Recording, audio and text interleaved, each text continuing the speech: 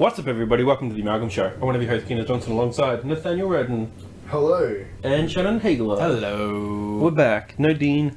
He's doing something Deanie this week. Oh, poor Deanie. He's not sick this time. No, he's sick of us. Perfectly healthy. He's just yeah. It's his sister's birthday. Spoilers. Spoilers. Everybody's watching the Dean show right now. Yeah. Your mic is the wrong way around. Good. What's the show about, Nathaniel? Why every time? Because you're the only one who knows the actual spiel. I did it last week. Oh, okay. The show is about nerdy things, pop culture things that we care about. Yes, correct. I guess. Yeah. Why did you whisper it for hours? This week's topic is, you probably guessed it, the Avengers Infinity War Spoilercast. The reason you guessed it is probably in the title. We'll be talking spoilers. We'll have a non-spoiler section and then we'll go straight into spoilers. But we'll let you know when that happens. Okay, alright. I'm really happy that everyone here has seen it because I really want to talk about it. I don't like non-spoiler sections because that's always so vague. Yeah, but it'll be we'll like try. just a basic impressions of the movie. Yeah, we'll start off with our impressions. But God, I used to have a pair of those pants. I don't know where they've gone. I just realised. yeah, used to have a pair. I'm sure you don't know. Yeah. I don't know where they went either. Then we have some housekeeping. Housekeeping. This week we have a new show. Like we had last week that didn't go up. So yeah. It's a gaming show. We don't know what to call it yet. The closest we've got is we haven't got close at all. It's sad. But are you going to put up the pilot? I'll probably put it up. episode zero? Probably like tied into the Okay. whenever we actually have a name. Yeah. So yes, that's us talking about the gaming industry. This week we'll be talking about numbers, as in how much the PS4 sold. Yeah, it's all how data. well Switch is doing. Yeah. If you love data, this is the show for you. Oh yeah. SATA data. Amalgam Sorry? analyzers. SATA data. Who's SATA? SATA is a cable. Don't worry about it. Shut up! Don't bring your work to the podcast. So yes, that'll be fun. And then if you have any questions for the show, please email us at amalgamshow@gmail.com or comment below. If you like us, please leave a like, subscribe. If you don't like Hit us, the leave bell. a like and subscribe. Just do that too. Be nice. Be kind for a change. Yeah, YouTube. because we like them views, because it means one day we can actually do stuff. Oh, it'd be nice, wouldn't it? Oh, I love doing stuff. Oh, stuff is great. Oh, my back hurts. And yeah, what have we been into this week, Nathaniel? Oh. It's me this week. Okay. It's you every week. At some point, it's you every week. I know. I guess no. I mean, like. No, remember how you wanted to be tired? Like Dean's like, oh, let's go first. Well, the thing is, like, every single time you say, "What have we been into this week?" and then if no one answers straight away, you go, "Nathaniel," and then I go, "Why me?" It's because you're next to him. Then I just pass it off to someone else. Sure. No one wants to go this first. This time I'll go first because I made Shannon go first last time. Yeah, and it was real odd because it was just a talk that was sandwiched by God of War. Yeah, it was like that's you. pretty much Yeah. it. And I was just like, I love God. crickets chirping. Like, what is a Kratos? Well, to begin with, I bought God of War. Of course he did. But I'll talk about that a bit later. I watched Infinity War. But Hells yeah, you before I did. watched Infinity War, I also went through and watched a bunch of Marvel movies I hadn't seen. Which one? Thor Ragnarok. boy. I Did you saw like that one? I don't know if I asked you It about was fucking awesome. It's fucking incredible, It's isn't it? super like 90s vaporwave. that. Yeah, hell yeah, man. Yeah. And so I like that. I still haven't seen Black Panther. I didn't get around to it, and now I just feel like I've done a bad thing by just going straight to I don't know. Like Black Panther doesn't really do a lot in Infinity War, Yeah, so no. like if you want to see him do his thing and be his awesome, then you need to see Black Panther. I want to see it. We've got it. I want to see it. But then the other thing was, I also went back and like way back to the ones that I hadn't seen when I was like in high school. And that was Winter Soldier. Oh, First time I saw that was That's the a other good day. Hated the first Captain America. Don't know why. It just never really clicked with me. Yeah. I loved the second one. The second one's so fucking good. The fucking, what is it, the tanker mission at the start? Yeah. Where he's on the boat? Yeah, So that was good. And then I also liked... I actually really did not mind Dark World. I went and saw that. Yeah. It's not a bad movie. Like people say, oh, it's the worst. Oh. It's probably the worst Marvel movie, but it's not a bad movie. Like Catwoman. The worst Marvel movie into is still better than most other movies. Yeah. The problems we ran into is that we watched those movies without subtitles at all, and when it came along, like foreign languages that never to Malekith talking to his elf so people. It was just he was just talking. It's like stab, and I'm like, what the fuck is going on? All I hear is like an elf language, but I cannot get Christopher Eccleston's fucking accent out of there. Yeah. So every time I'm like, oh, I'm Christopher Eccleston. From the north.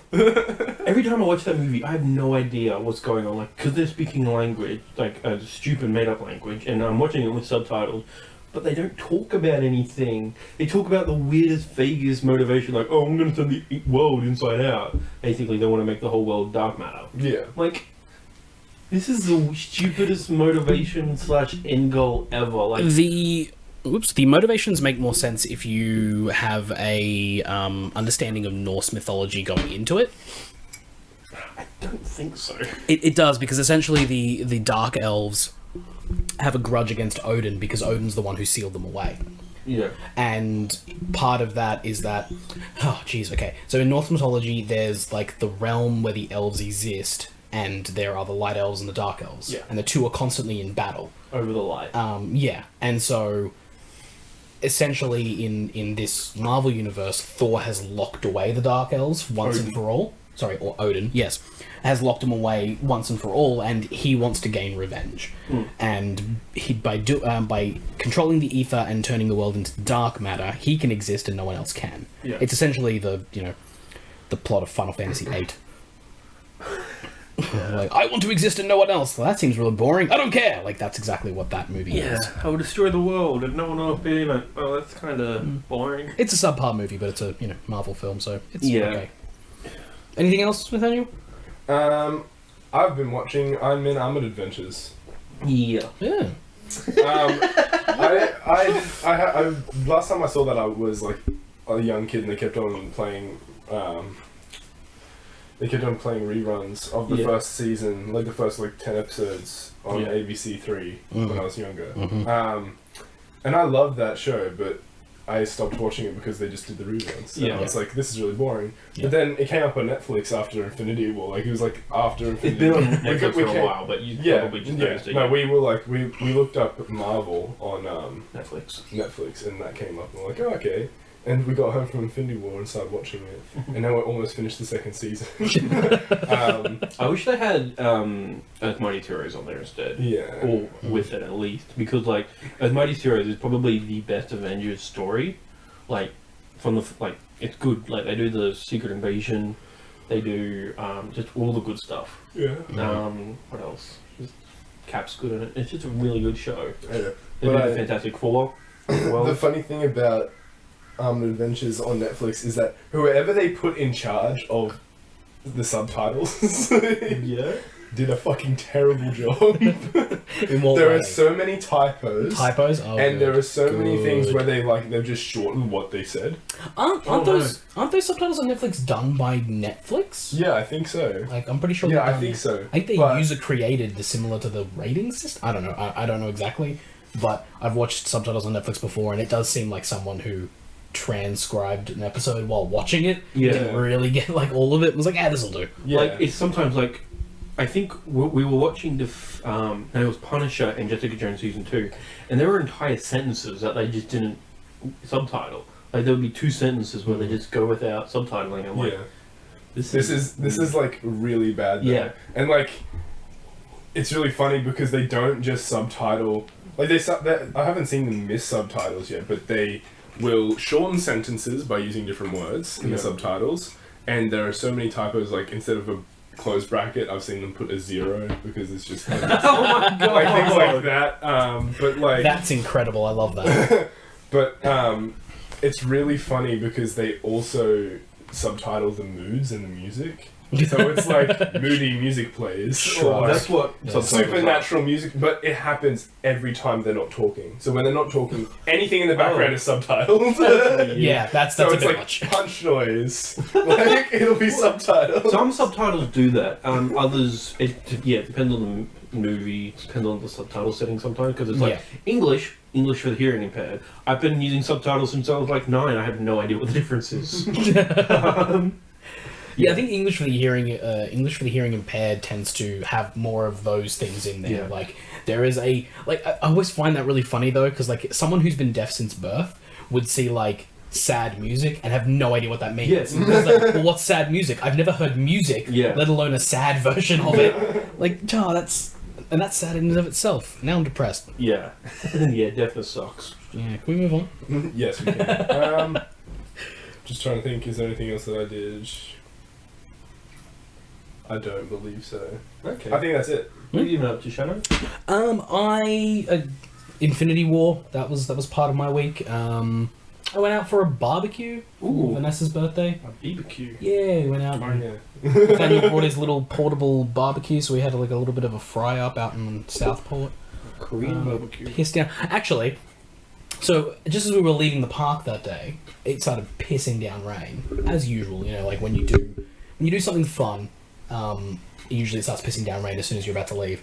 I'm walking up the stairs to leave, and I'm getting soaked, just drenched, carrying all these bags of food to go back to the car. Yeah. Walking up the stairs, like up near where the traffic light is, get to the top, turn around, and there's Vanessa and our friend Nate, and he's pulled out an umbrella, and she's just under it, and I turn around and I just go, fuck! Of course he had an umbrella. Like, of all the people who would have an umbrella, he would have one. And not only that, he decided to wait until I was away from everyone and just use it on Vanessa to see my face in the distance.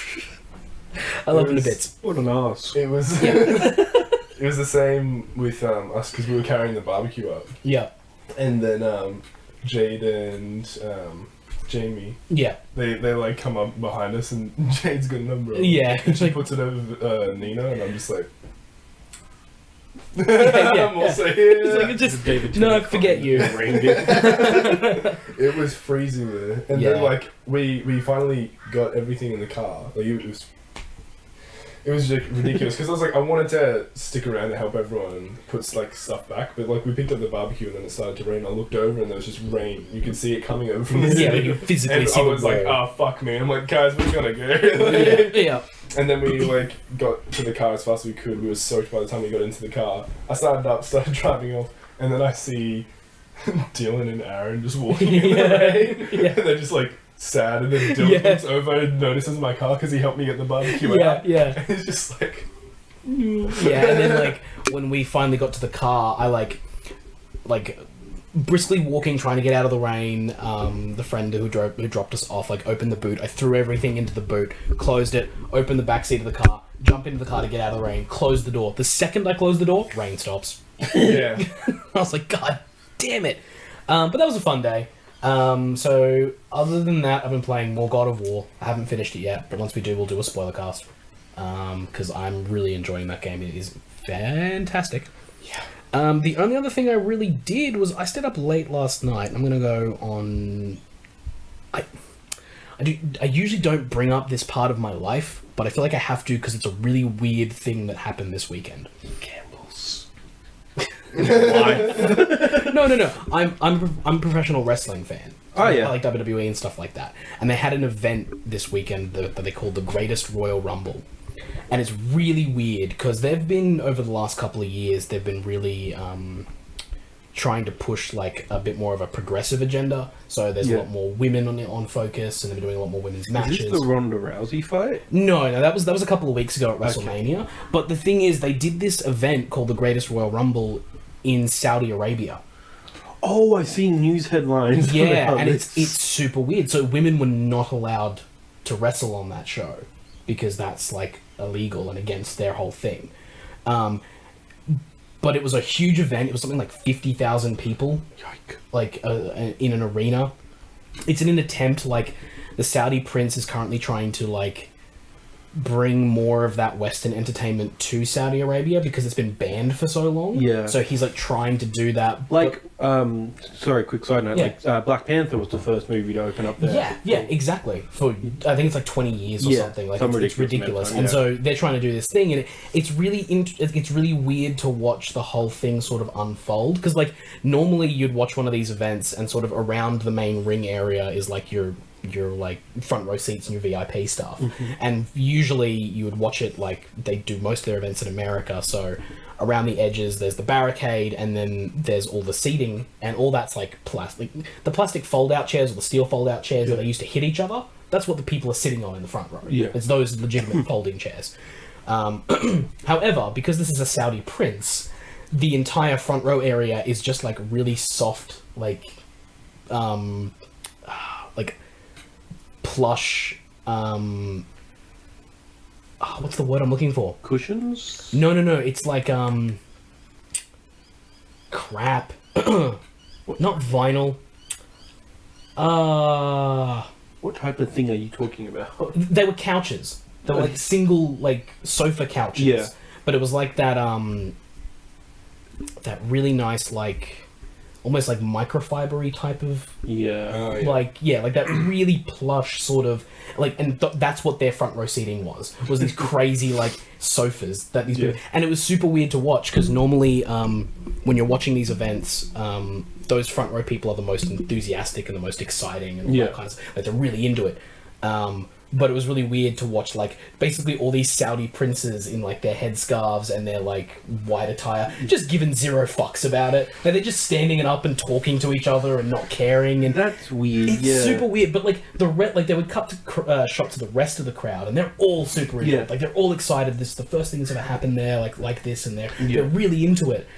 No, it's just the first thing that's ever happened there. Yeah. Well, first thing like this, and they really do love the like the professional wrestling stuff, so they were absolutely excited to be there, and I feel really happy for those like regular people, like you know, the citizens who got to buy tickets and be a part of something like that, like the first time ever in their country. That would be awesome. Yeah. But it's really hard, and it's been funny to watch sort of the internet sort of try and pass this whole like, well, their country like.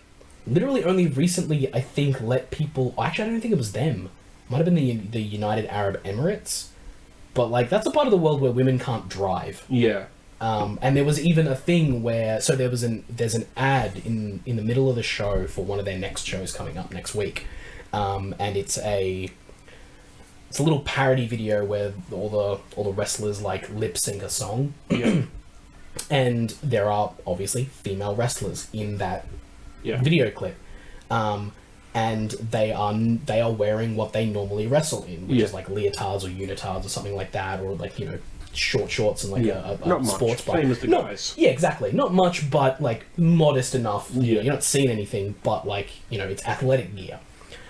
Essentially, that clip showed, and the Saudi state television channel that was airing it issued a public apology to its viewers for the indecent images that were shown on their screen of women not covered up. And it was like, whoa, like, you can't... It's really hard for a company like that to be like, we're progressive and letting women do a thing, and then go to a country that doesn't let women drive, that is like, no, we can't show women on television, no, they have to be all covered up, and then apologize for it, and then turn around and be like, no, we're trying to make it progressive. Like, come on, guys, come on. That's a... It was really weird. It was a fun show to watch if you're a wrestling fan. There was a dude who tripped and fell under the ring. That was funny. But yeah, it was super weird to watch, and it was annoying too, because of usually the time difference when these events happen in America. Yeah. Like, when they happen in America, it usually means they start at about 10 o'clock in the morning here. Yeah. And it actually works out well, because they do the events on Sunday. Yeah. So they usually start about 10 o'clock on a Monday, and I usually have Mondays off, so that works out. Yeah. I get to watch them live. But because they were in Saudi Arabia and the time difference was weird, this event started at like 2 o'clock in the morning on Saturday. And I was like, fuck that, so I just watched it last night. But yeah, that was fun. It's a 5-hour show, so it was a long time. Yike. And yeah, super weird, and I'll be interested to see how the PR... That's the fascinating part about stuff like this, is how the PR team bounces back from something like that, because they got something like... They didn't give the exact figure. No one could get the exact figure, but some news outlets were reporting something like $100 to $200 million for doing that. Like, they were just paid that Yeah. And then they got the money from the ticket sales and from the merchandise sales and from the ad revenue from the television and all that kind of stuff. So, like, they got paid a fuck ton to do that. And you can see why they would do it, because it's just like, that's pure profit. That's bottom line they're getting. Yeah. And so there's apparently a 10-year deal in place and another event happening in the Saudi Arabia's capital city in November. So we'll see whether that goes ahead given the backlash. Yeah. But yeah. It'll probably be meaning that, like, the television channels screening the event will be like, we want to see every single clip that you are. Yeah, they'll probably double down on that, and I wouldn't be surprised if they shorten the length of that show, like make it way shorter. Yeah. And if they do a little less to promote it this time around. Yeah. Because this was like a big deal, and they were making it like in the opening like 5 minutes. I think the commentator said Saudi Arabia about 18 times. They were like, "Well, live from Saudi Arabia." Like, we get it, dude. Just let it go.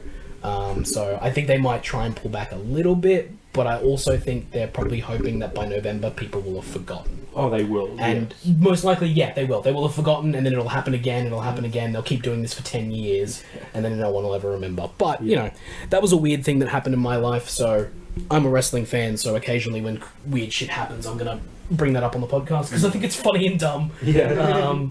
But yeah, other than that, not much else. Okay. How about you, Keena? Thanks. Well, just been ask myself that. What have I been up to? Pretty much just God of War. Like, I went and platinumed that game. Consuming our lives. Yeah. I just, platinumed it. And I pretty much platinumed everything else to go around it. Like, I read the art book, listened to the art book's commentary, which is super insightful. Wait, did you get the art book, or did you just read it? I've got a digital version of it, because when you order the deluxe of the digital edition, it comes with a comic and the art book, which made it. And I got it at midnight. So and you sent me that, right? That's on my USB. Yes, it doesn't have the commentary. You can only have that on the PlayStation, app. Okay, cool. And you just press like triangle or something, and it just plays an audio. Like Corey Barlog's there, and like the art department team, and they just like go through. I've got like a list of podcasts and audio stuff that I'm gonna listen to when I finish the story of that game. Yeah, because Corey Barlog's been doing the rounds. Yeah. Like, he's been going to every gaming outlet and just talking about the story. Yeah. Like, full spoilers and being like, this is what we were looking for. Like, just digging into it a bit more and explaining things like what the meaning of it is, like options they want to go forward with sequels and stuff like that. So like he's going like super they're openly in-depth. talking, like even in the commentaries, they're openly talking about the next game. Yeah. Like, they haven't announced, like, it's not an announcement or anything. It's just like I think off the strength of the critical reviews alone, but like that thing is guaranteed to get a sequel. no, and it's God of War, it's a big moneymaker. But like, it's usually companies that hush, like they don't do like, oh, we have ideas for a potential, but they're saying straight up next game. In like, it's just a matter of fact kind of way. Like, it's already been announced, but it hasn't been announced. Like, it's just weird. It's unprecedented. You're not, maybe. But anyway, and then there's the comic, which is an issue 0. There's meant to be 4 more after that. It's basically, the plot is like, oh, he's trying to fight wolves, but not fight the wolves to to see if he can control his rage. But fuck, some trolls come along. You kind of have to protect yourself against trolls. Yeah. And then it's him trying to tell Atreus that he failed. Even though he beat the giant. It's like, it's an interesting dichotomy of him beating something, which is usually what he does, but he gave into rage, which is something he does not want Atreus to do. Just become another rage monster. And that was interesting. And there's like the comic to read probably like 10 minutes, not even, because it's only like 12 pages. The audio commentary is like a half hour long, because they got the writer and artist for it, and they just discussed everything. That's pretty cool. And Corey Barlog's there as well, so that's also good. And the other God of War thing I did was the podcast, the Lost Pages of Norse Mythology. Oh yeah, it's really good. Like should I finish? Finish before? They record it in such a way that like you could, like, it came out before the game came out, so you could listen to it. But I would. What I did is, while I was cleaning up all the trophies and stuff, I put it in then. Oh, okay. So after the story is done. Yeah. Like, you could consume it, but like, I would recommend afterwards, just because you're trying to get so much more information at the game. when I went, I was going to say before, but I completely forgot when it was my turn. But when I went and I bought God of War, I went to JB on Saturday because I was like, well, how much is it? All these places in JB is like the cheapest as fuck. But I went in there and I was like, oh, I also need a car charger for my phone because, you know, Pixel only USB-C, so I need to get a USB to USB-C for my car. So I got that and God of War, walked up to the counter, and the guy there is like your classic, like, probably still lives at home with his mum. Nerd. Neckbeard. And he seemed like a pretty cool guy, but it just made me giggle a bit because the way that he was talking to me is like, ah, yes, I see you're an intellectual as well, buying this game and and you've got a Pixel phone. You don't use Apple. And it was like, and he was like, yeah, dude. Yeah, enjoy yourself, man. Like, he's like, enjoy yourself. I'm like, yeah, cool. That's a weird attitude. Yeah, Will, bro. It's a video game. It's going to be like one of the most successful video games of the year. Yeah. And the only thing that's probably going to top it is Red Dead Redemption 2. Yeah, he's treating it like a cult classic. Yeah. He was just like, yes, someone who also understands. You heard of this game? It's called God of War, man. It's been around since 2005. That's 13 years. So I mean, I wasn't really into their remake. I mean, I like their early stuff, you know, like before the You man love God of came War? in. Name one of his albums. Yeah. I'm not sure about those console games, but that mobile game, God of War Betrayal, like Yeah, side man. scroller. I like their experimental stuff. The Facebook game that just came out is really interesting. God damn it. It's not good. I tried it. It's a text adventure. It is not good. Nathaniel is on Facebook and he just found the Ultimate Boy I compilation. love it. Boy. But yeah, no, the podcast is good because it starts off with like little stories from like in-game myths and how like it explains Brock and Sindri's like origins, like why Brock cool. is blue. And then Wait, they explain that in game. Well, yeah, it goes into like a bigger story about it. oh, okay, cool. Cool. And then the back half of the episodes are interviews, and the final episode is an interview with Corey Barlog, Sonny Strait, and Christopher. I can't remember his surname. The actors for Sonny. Christopher Judge. Yeah, Christopher Judge. Yeah. Kratos and Atreus. Yeah. And it's just good like half-hour talk between the three of them. That's cool. Like pretty much the driving forces of this game. I like that. Yeah, it's really good. And that's all the God of War stuff. And then It's gonna be more. yeah, There's going to be more probably next week. probably not. No? You don't think so? Well, it's a monthly podcast, and I think they kind of said that there's a last. No, No, for us. Oh yes, Yeah, right. My bad. That's Once Nathaniel yeah. gets in deep, we'll be talking about this game a lot more. Yeah. Yeah. And Shannon will probably be finished. Yeah, I and we'll do the want to Spoilercast. be finished, but I don't have a whole lot of time away. Yeah.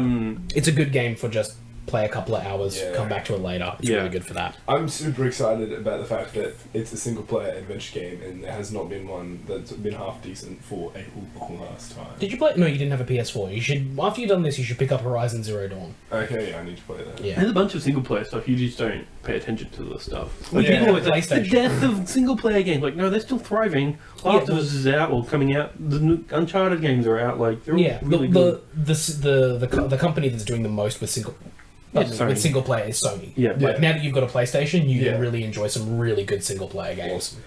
I just want Fable. Dude. Yeah. I just want Fable 4 and Skate 4. Well, we got and I'll what, be like- happy. We've got what, like 5 or 6 weeks until E3. There's just still hope. I don't think so. Yeah. I think I don't even know if we get a proper. There's been so many rumors, but there's like a rumor every year where it's like Fable's coming back. Well, no, there's and a straight up studio doing Fable 4 or a Fable game. Well, not yeah, just they Fable either 4. because Microsoft closed Lionhead, Yeah. and then they've given the IP to another studio. So there is a Fable thing being made. What that is, we don't know.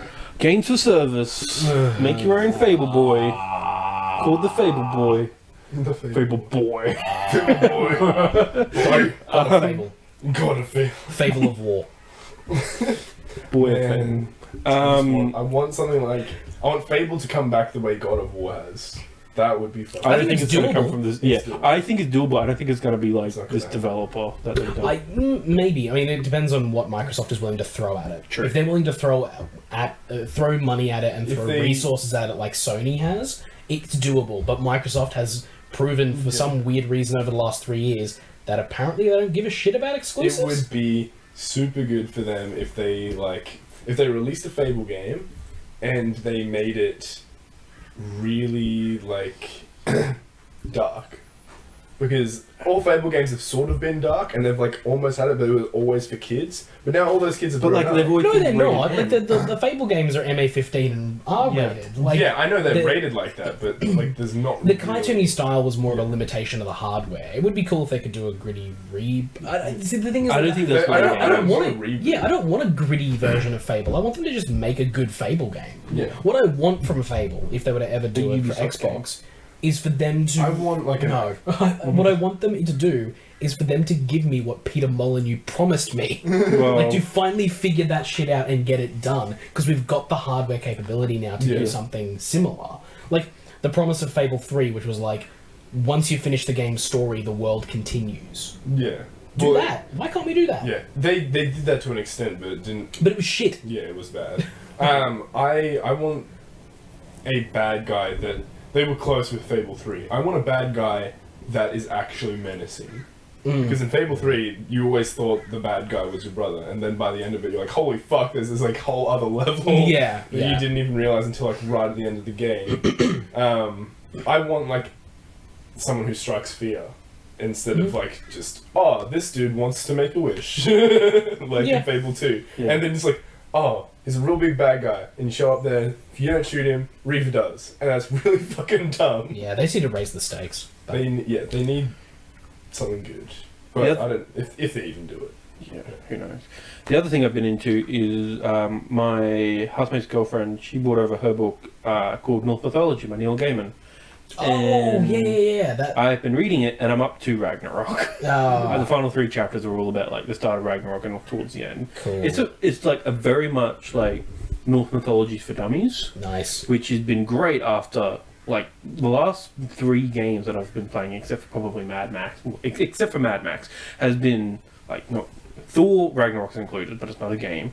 Hellblade: Senua's Sacrifice, which is very Norse, you straight up kill Surtur, Yeah.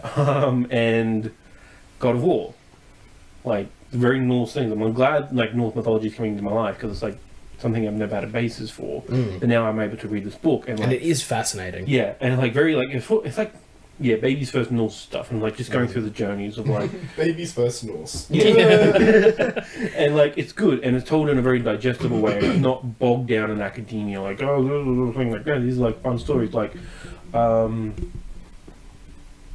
I don't know, Thor having to dress up as Freya for in a wedding gown, and go and get his hammer back, which is really weird. Oh, yeah. In the book, they even establish he can do the just point his arm out and come back.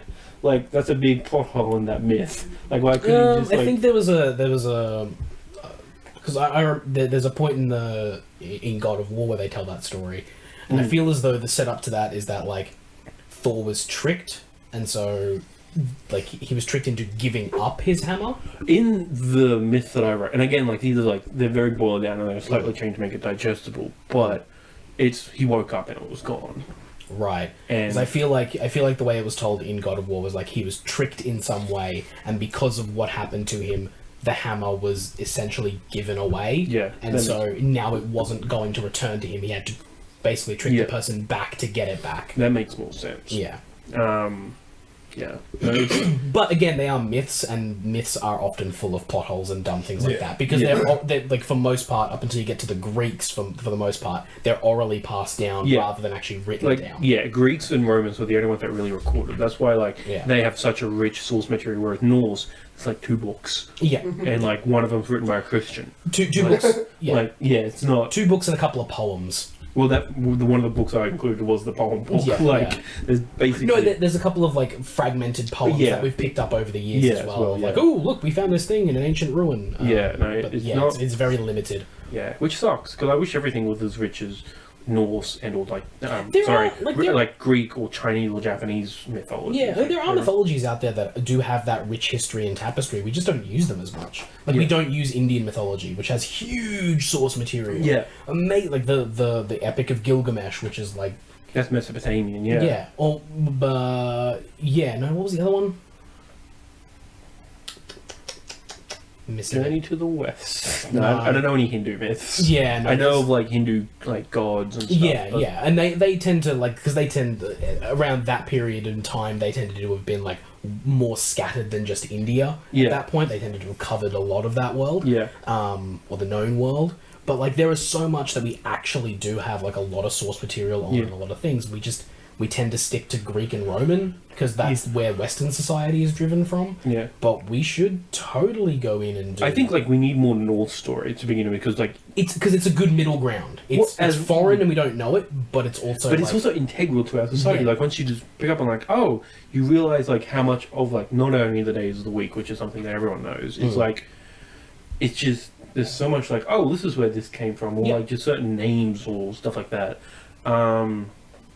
So yeah, I'd like to know more mythology, but it's hard without watching.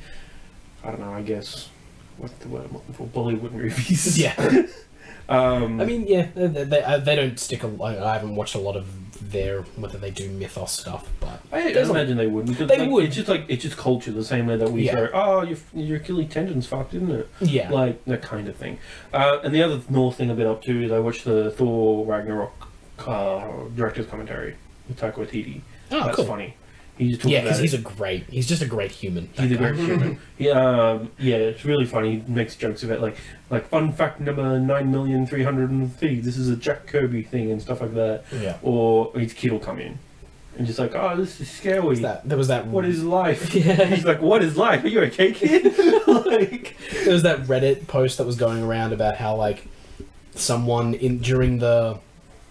during or before the filming of the movie, someone asked, like he did an AMA on Reddit, and someone asked him like, "I've been waiting 2 movies and so many years for someone to make Thor say by Odin's beard," and he responded by saying, "I'll try." And in Ragnarok, Thor says by Odin's beard, like he did it. I don't remember when, but I believe It's when they're gonna cut his hair. Oh He yes. says, "By Odin's beard, you will not cut my hair." Yeah. And yeah, so he Please he did don't it. cut my hair. Please don't cut my hair. I love how it's Stan Lee that cuts his hair. Yeah, it's so good. I liked I like the fact that in Ragnarok there was so many Kiwi and Australian people. Even Yeah. just Yeah. side actors that were Yeah. just Kiwi and Australian. Like It feels his like right hand lady is one of the women from Hunt for the Wilder People. Like she's the person hunting the Wilder People, which is just a dude and his uncle. It's it's really. I feel like it's a good idea that you've got Thor, who's played by Chris Hemsworth, and is Australian, like having his world be like surrounded by and cast in Australia, New Zealand, even some English people with like Tom Yeah. Hiddleston. Like, Yeah. don't make it an American cast because Yeah. the whole point of Thor is that he is otherworldly. Yeah. So having a cast made up of people that aren't just American Yeah. is actually really good because it makes it feel like it's from a different Yeah. place. And Jeff Goldblum's pleasure vessel is the colours of the Aboriginal flag. Oh really? And there's Yeah. one of the other ships, the one that Valkyrie comes in, and it's the colours of the Maori flag. Yeah. Like that's like because he is Maori. Like Yeah. he puts in all these like Maori and indigenous References, little bits in It's there. really good. And Like Korg the is a art great department that character. made the Hulk parade. They were all interns, like Australian Aboriginal interns, and now they all have jobs in the Australian film industry.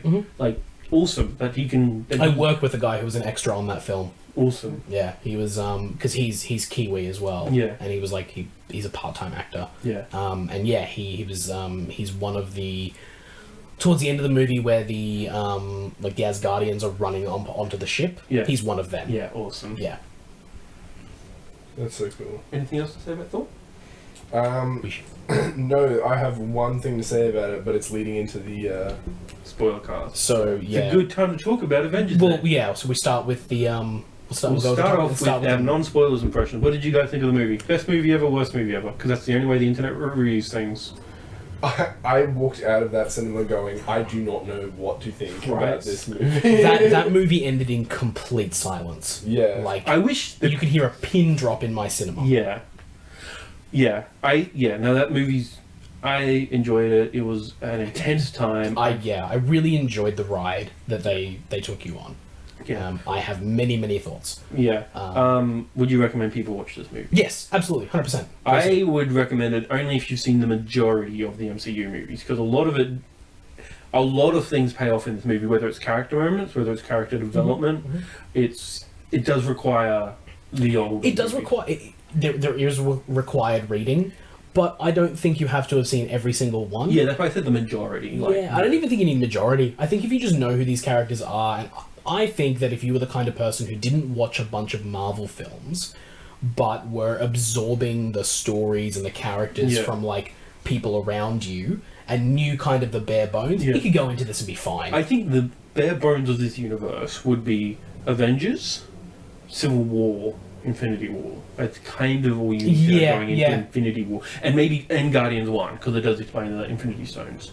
And explains the Guardians as characters. That's probably They're probably the only that's the three bare movies minimum. you need to, like, absolute bare minimum. But obviously everything else adds flavour to the universe, and probably why it's the greatest cinematic universe of all time. Because all the rest suck. Including the Dark Universe. Thanks, The Mummy. God, they fucked that up so bad.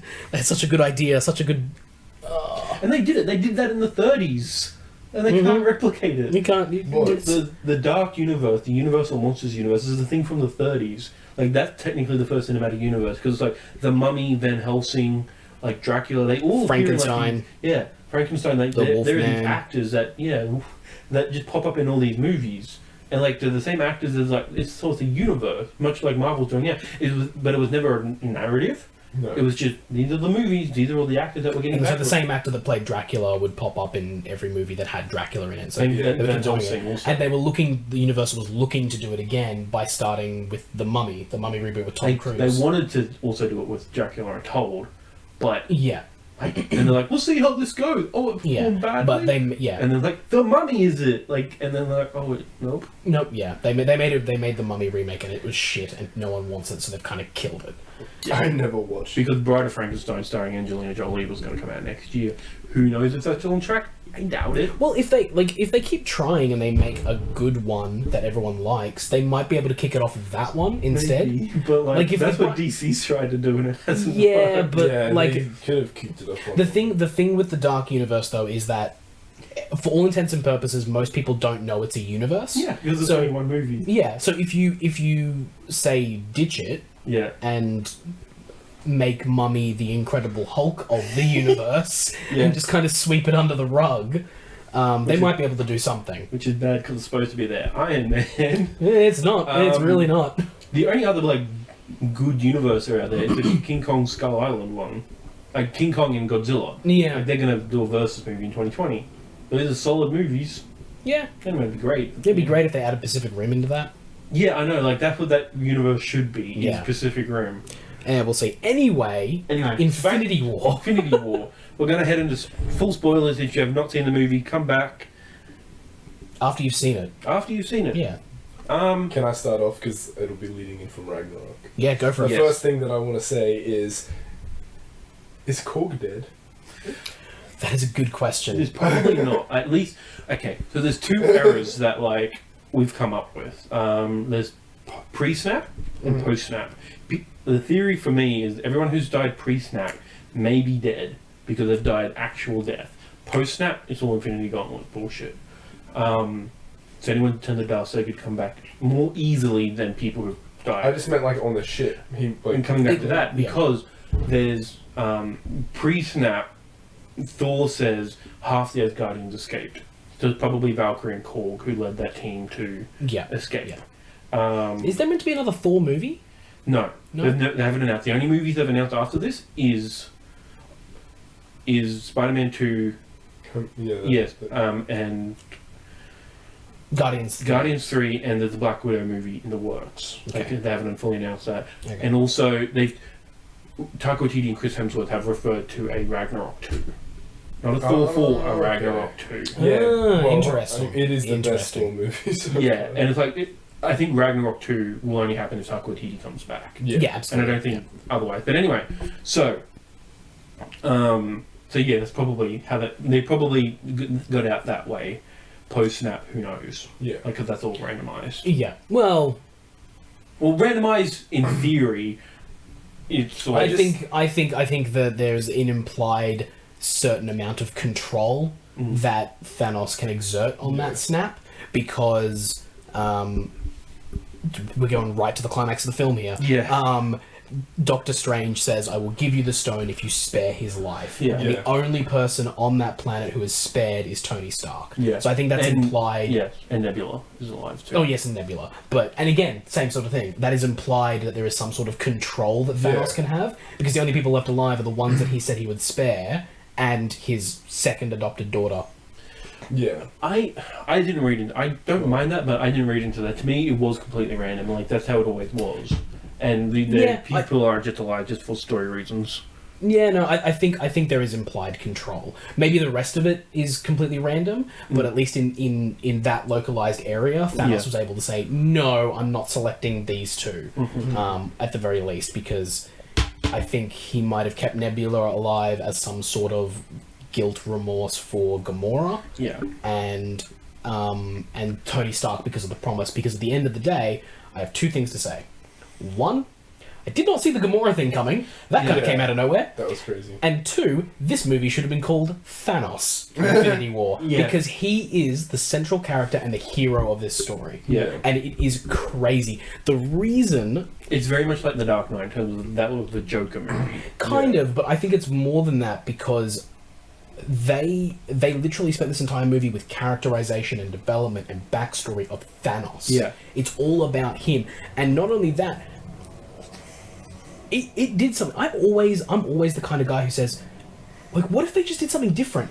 And they did. Remember how we were talking about last week how we were talking about it was weird, like, that there's going to be a part 2 to this and we weren't quite sure how it was going to end and all that kind of stuff. And they said that the Russo brothers said that this would be a self-contained story. Yeah, It is. No, it is. yeah. It's if you finish it there, the bad guy wins. Yeah. That's what they did. They did tell a self-contained story where the bad guy wins. Yeah. That's incredible. Yeah. That is so cool that they actually went that way. Yeah. And the final thing of like Thanos sitting and having the smile as the sun rises on the universe, like the thing that he said was going to happen happened. Yeah. And that is what's cool about it, because the thing with movie villains is always that when they say something, it doesn't happen because the hero's got to win in the end. Yeah. And that's why, like, I've been liking Marvel villains recently because, like, Killmonger, he gets what he wants. Wakanda exposes itself. He doesn't, like, they don't start selling weapons, but they start helping everyone else, especially the black community in America. Like Vulture, he's just a good villain. I don't necessarily think he gets what he wants. He gets to protect his family. I think he gets what he didn't know he wanted. Which is Like I think he gets to protect his family and have like protect his family and keep his honor. yeah. Like I think that's what he didn't realize that was worth anything. He just wanted to protect his family, but he gets to keep that, especially at the end when they're like, you know who Peter Parker is, and or who Spider-Man is, and he's like, nope. Yeah. So he gets both of those things. I don't think he realized that was worth anything. Yeah.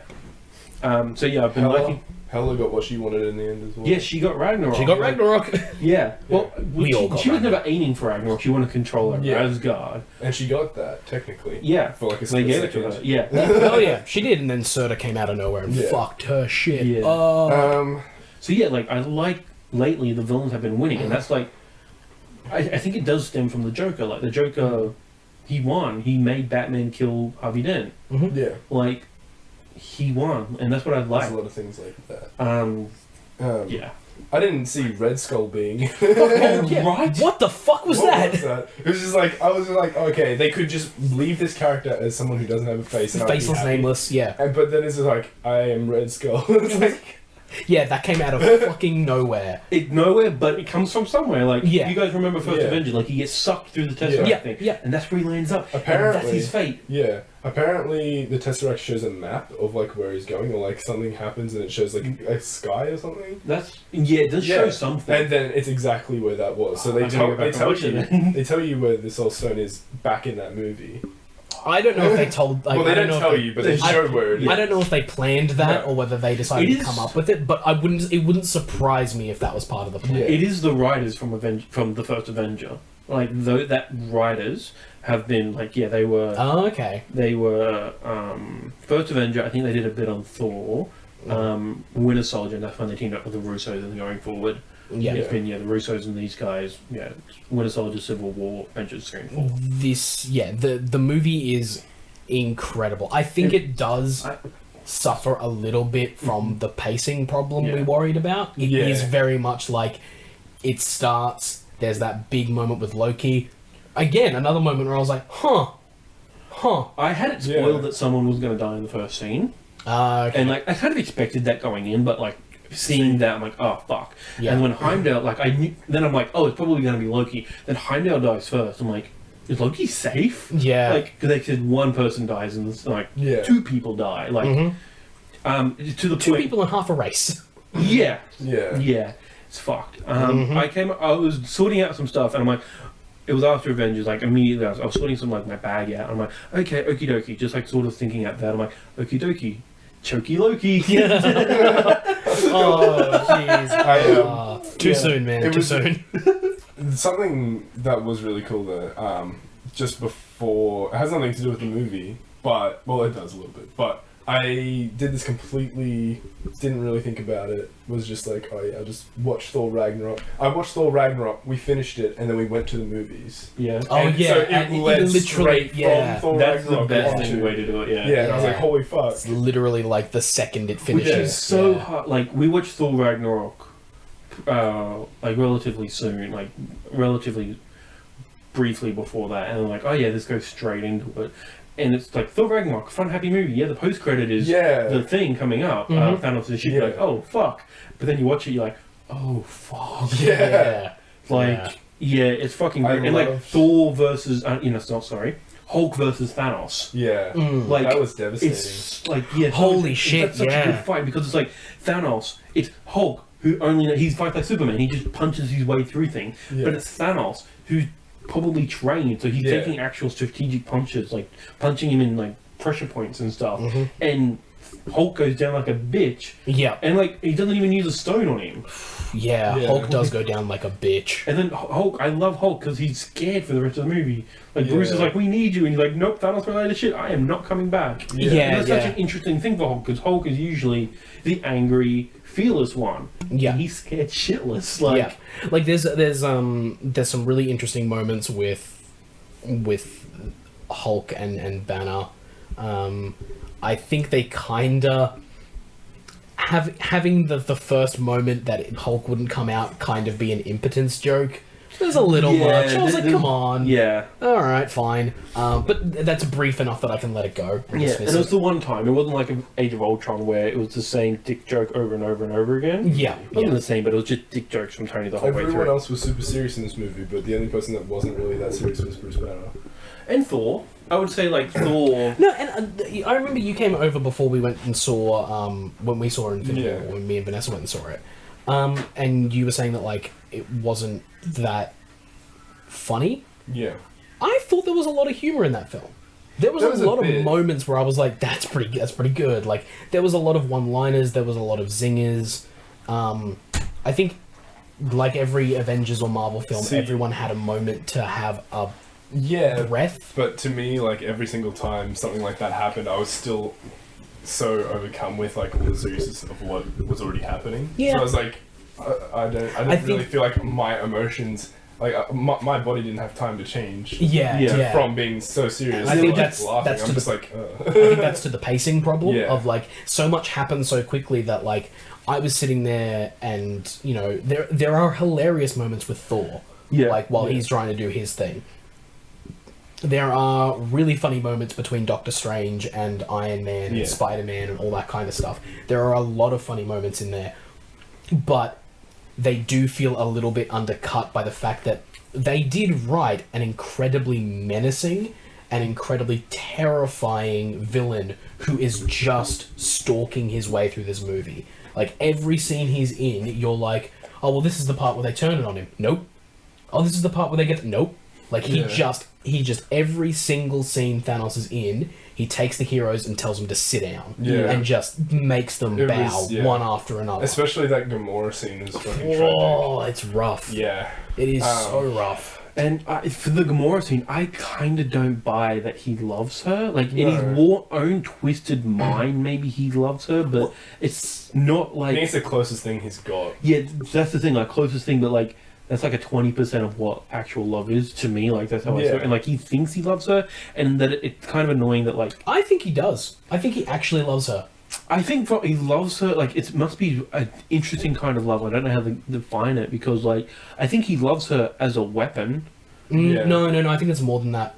I honestly think it's more than that, because I found myself in moments with Thanos, like, actually sympathizing with him. Yeah. And again, that's why I think the movie shouldn't be called Avengers Infinity War. It should be Thanos Infinity War. That's why I wasn't super sad when he won in the end, because I was like, well, they actually kind of... Like amped him up to be not that much of a bad... And he was like...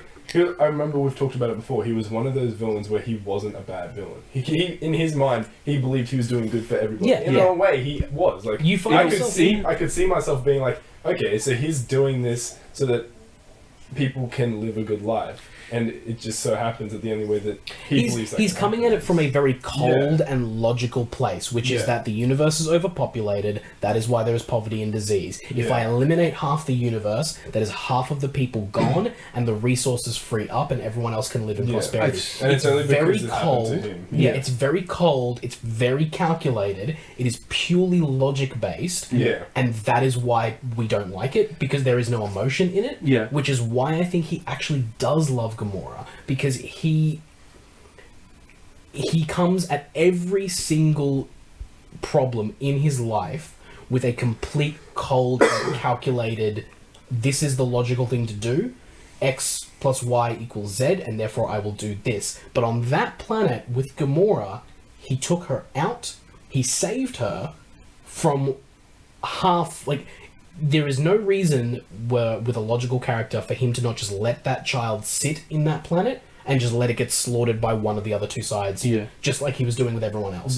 There is something about Gamora that made him go, I'm going to save this one, and this one will be mine. And, I mean, I honestly looked at that Gamora scene in the movie, and when he cries, it's rough. Like, he's genuinely moved, and I think that's really interesting, to give a character, a villain, someone they love. That's a really difficult thing to do, and it's a really it's a thing that makes an audience think twice. And they do an excellent job with that, with characterizing Thanos. I think I saw a meme, and it was basically memes. That's the thing, but it was super poignant, as in like, yes, he can destroy half the universe, or his Infinity Gauntlet, he can create more resources. He could, Like, that's like such a... Like, I was trying to think of other things, and then I saw this meme, like, that is the easiest solution. Like, that's a positive thing, but he probably is so narrow-minded. He's so... Like, I've heard people call him an amoral philosopher. And, like, no, like, he probably thinks he is, but everyone always has... No one's anything, like, in terms of morals or bias. It comes like he came to with a pessimistic or nihilistic version, like, oh, only death can solve this situation. Because that's in his storyline. That's what happened to Titan. Like, death is the only thing, or didn't make that thing better. But he proposed the issue, like, culling, and like that's the thing that humanity has done to cull, to make the world a better place. He's essentially Space Hitler. To a certain degree, like Hitler was a very specific, or not very specific groups of people. Yes, like he was targeting specific types of people, but essentially the principle is the same, of like, eliminate what we don't need. The thing that makes Thanos different from a proper true to God space Hitler is that he is okay with the selection being randomized. He's like, young, old, poor, rich, doesn't matter. Like, roll the dice, flip a coin, I don't care. About it. That's what makes him different. But at the end of the day, his goal is to eliminate half the population. Which is trillions of people. Yes. If not quadrillions. Just unfathomable. And honestly, I didn't think they were going to do it. I did not think that they were going to do the snap. I had a feeling they were going to do it in either of these two movies. I was expecting more in Avengers 4. I'm surprised we got the ending in this one. I thought it was really cool how much they made Thor so fucking strong. Oh Yeah, man, This whole Like, I was so worried, like, after Thor Ragnarok, you probably didn't have time to think about it, which is great, but usually movies like this, they get nerfed in the next Yeah. movie. Like, I can't think of any examples, but many older movies, like, they get this cool, awesome power, and they never fucking use it again. No, yeah, like Star. Well, Guardians, they, like, wrote that away, but usually other movies Yeah. are, like, they get some sort of power. I can't think of anything. The only thing coming to mind is Matrix, but I can't actually think of any examples in that. But there's many examples of, like, they build up this awesome power and they Yeah. don't ever use it again, which is frustrating as fuck. Which is why I love in this movie they carried it through. And when he bifrosts himself down to Earth, how did he get that power? Yeah, that was. Who the fuck Well, knows? they did say when he got the axe that he can call upon the Bifrost. How? I don't know. Yeah, that's the thing. Like, they say But- that, but like, how does he do that? It's like, Well, is it the same material the sword? Heimdall. Heimdall's. What is it? Heimdall. Heimdall. He called upon the Bifrost to send Hulk. Like, he didn't need anything else. I think that was because his sword, like the Yeah. the Bifrost, is probably just the sword's able to guide it a bit better. Because if he could do that with if he had the Bifrost with Hulk, he probably wouldn't have landed him in a house. Probably would have landed him in like a better location. Well, Yeah. then let's say here's a theory for you. Then the axe hammer thingy they make is supposed to be the most powerful weapon that they've ever made. It's Yeah. meant to be Yeah. in the hands of Odin, I believe. Correct? Or they were like, they say something about they were making a specific weapon for someone. I think Stormbreaker or someone else? Stormbreaker. Yeah. Like, Stormbreaker was designed for someone. I think it might have been Odin. They said. Okay, I I missed that. yeah, like there's a lot of like exposition that goes on. There's a in lot of those. Yeah. throwaway lines, Yeah. but there's a It's line listed, that yeah. Peter Dinklage's character says about that this, which was awesome, by the way, a cameo again I didn't expect. Yeah. I knew Peter Dinklage was in the movie. I didn't know who he was. I love But the for fact him that- to be a giant dwarf. Yeah, he's- giant dwarf. I love he's it. Sindri. to He's me, not called Sindri, but he's what that character is, like Etri or something. Yeah. Eitri. like, as soon as I saw that, I was like, how did they, like, get, like, imagine if he didn't want to be in the role and they're like, okay, I know that you're a little person. Just like, What if what we made if- you? Yeah. What if you were 10? instead of just being the normal dwarf, we make you fucking huge. Yeah. And he's just like, okay. But that's kind of what Norse mythology does. They make the dwarves grander than life. Mhm. Like, it's weird. Like, Yeah. they're almost at the same level as giants. Not the same height, but same like intensity as giants. Yeah. So the thing I was going to say though is that like if that item, that weapon was meant to be designed for someone specifically like Odin, Yeah. what it's possible that they were adding in the elements of the Bifrost Yeah. into it so that he could do more. That makes sense. So I'd be willing to let that go. Also, Thor has opened up a whole new realm of powers. Who knows what else he's got access to now? Yeah. Like Yeah. after Ragnarok, he's basically Super Saiyan. Like, Yeah. that's the he thing. Like, can do whatever he wants. He's clicked in the buttons and he can go God mode now. Yeah. Yeah. Like, him and Wonder Woman have done that. Like, Yeah. That's what I loved about 2017 is that everyone got God modes. I liked the fact that they picked it up from Thor Ragnarok as well, because the only reason, to me, that Thor couldn't really do much is because he was already exhausted from Yeah, Ragnarok. yeah. And that makes sense as to why he was beaten down so easily. Yeah, yeah. Plus, like, Thanos, plus the Black Order. Black Order. Yeah. Which, And honestly... he doesn't have a weapon. Like, he doesn't have... Yeah. Yeah. But Yeah. that's all these from Ragnarok. Like, everything that Yeah. happened to Thor in Ragnarok means that he is less effective at the start Yeah. of this movie than he normally would be. Yeah. Which is great. And then when he comes in and just fucks shit That's so up good. at the The end. only thing that could have made that better, if Immigrant Song played again. Yeah. Like, if that came through again, and I don't... It would have been great, but also, I don't know, but... Yeah. Yeah. I want to see... I just want to see a cut of the movie where that song is inserted, Yeah. and just see how it and just see what feels. it. Yeah, because that I'll- thing's I'll make it oh, myself. it's so good. I'll do it myself. It was really sad when he hit Thanos there, because it's like, oh my god, he fucking smashed him, and He he did. should have went for the head. Oh, That was such a man. good line delivery, Such and a then good line. snaps, Yeah. and then... God, like... Josh Brolin killed it as Thanos. Like, regardless of how you feel, he performed a CG character well, which I don't think has Fantastic. been done since Gollum Yeah. or Caesar, which is also Andy Serkis. Like, Yeah, Andy Serkis is the pinnacle of CG performance. Yeah. And I think Josh Brolin did a fantastic job as Thanos. Yeah. I think, like I said, this movie is great at doing with Thanos what needed to be done. Yeah. Because up until this point, he's just been in like 30-second throwaway clips. yeah, which sucks. Yeah. because like it would have been great if we got like.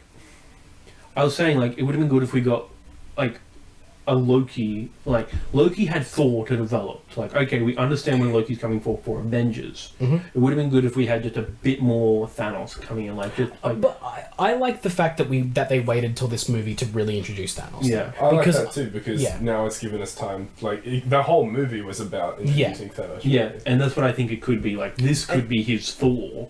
Yeah. Like, what is Avengers for? Like, is that going to be his Avengers, and how intense is he going to be? Like, Loki is the third or second best villain. I think Killmonger's better than him because he has weapon. But that's the thing. He's ranked super high. Yeah, the thing with this one is that I like the fact that they waited, because it meant that in this movie, the movie that Thanos is introduced in, the movie we finally see him in, he's a fucking freight train. You can't stop him. Yeah. And if they were to introduce him in some other film and he got like kind of half beaten, it would reduce his impact.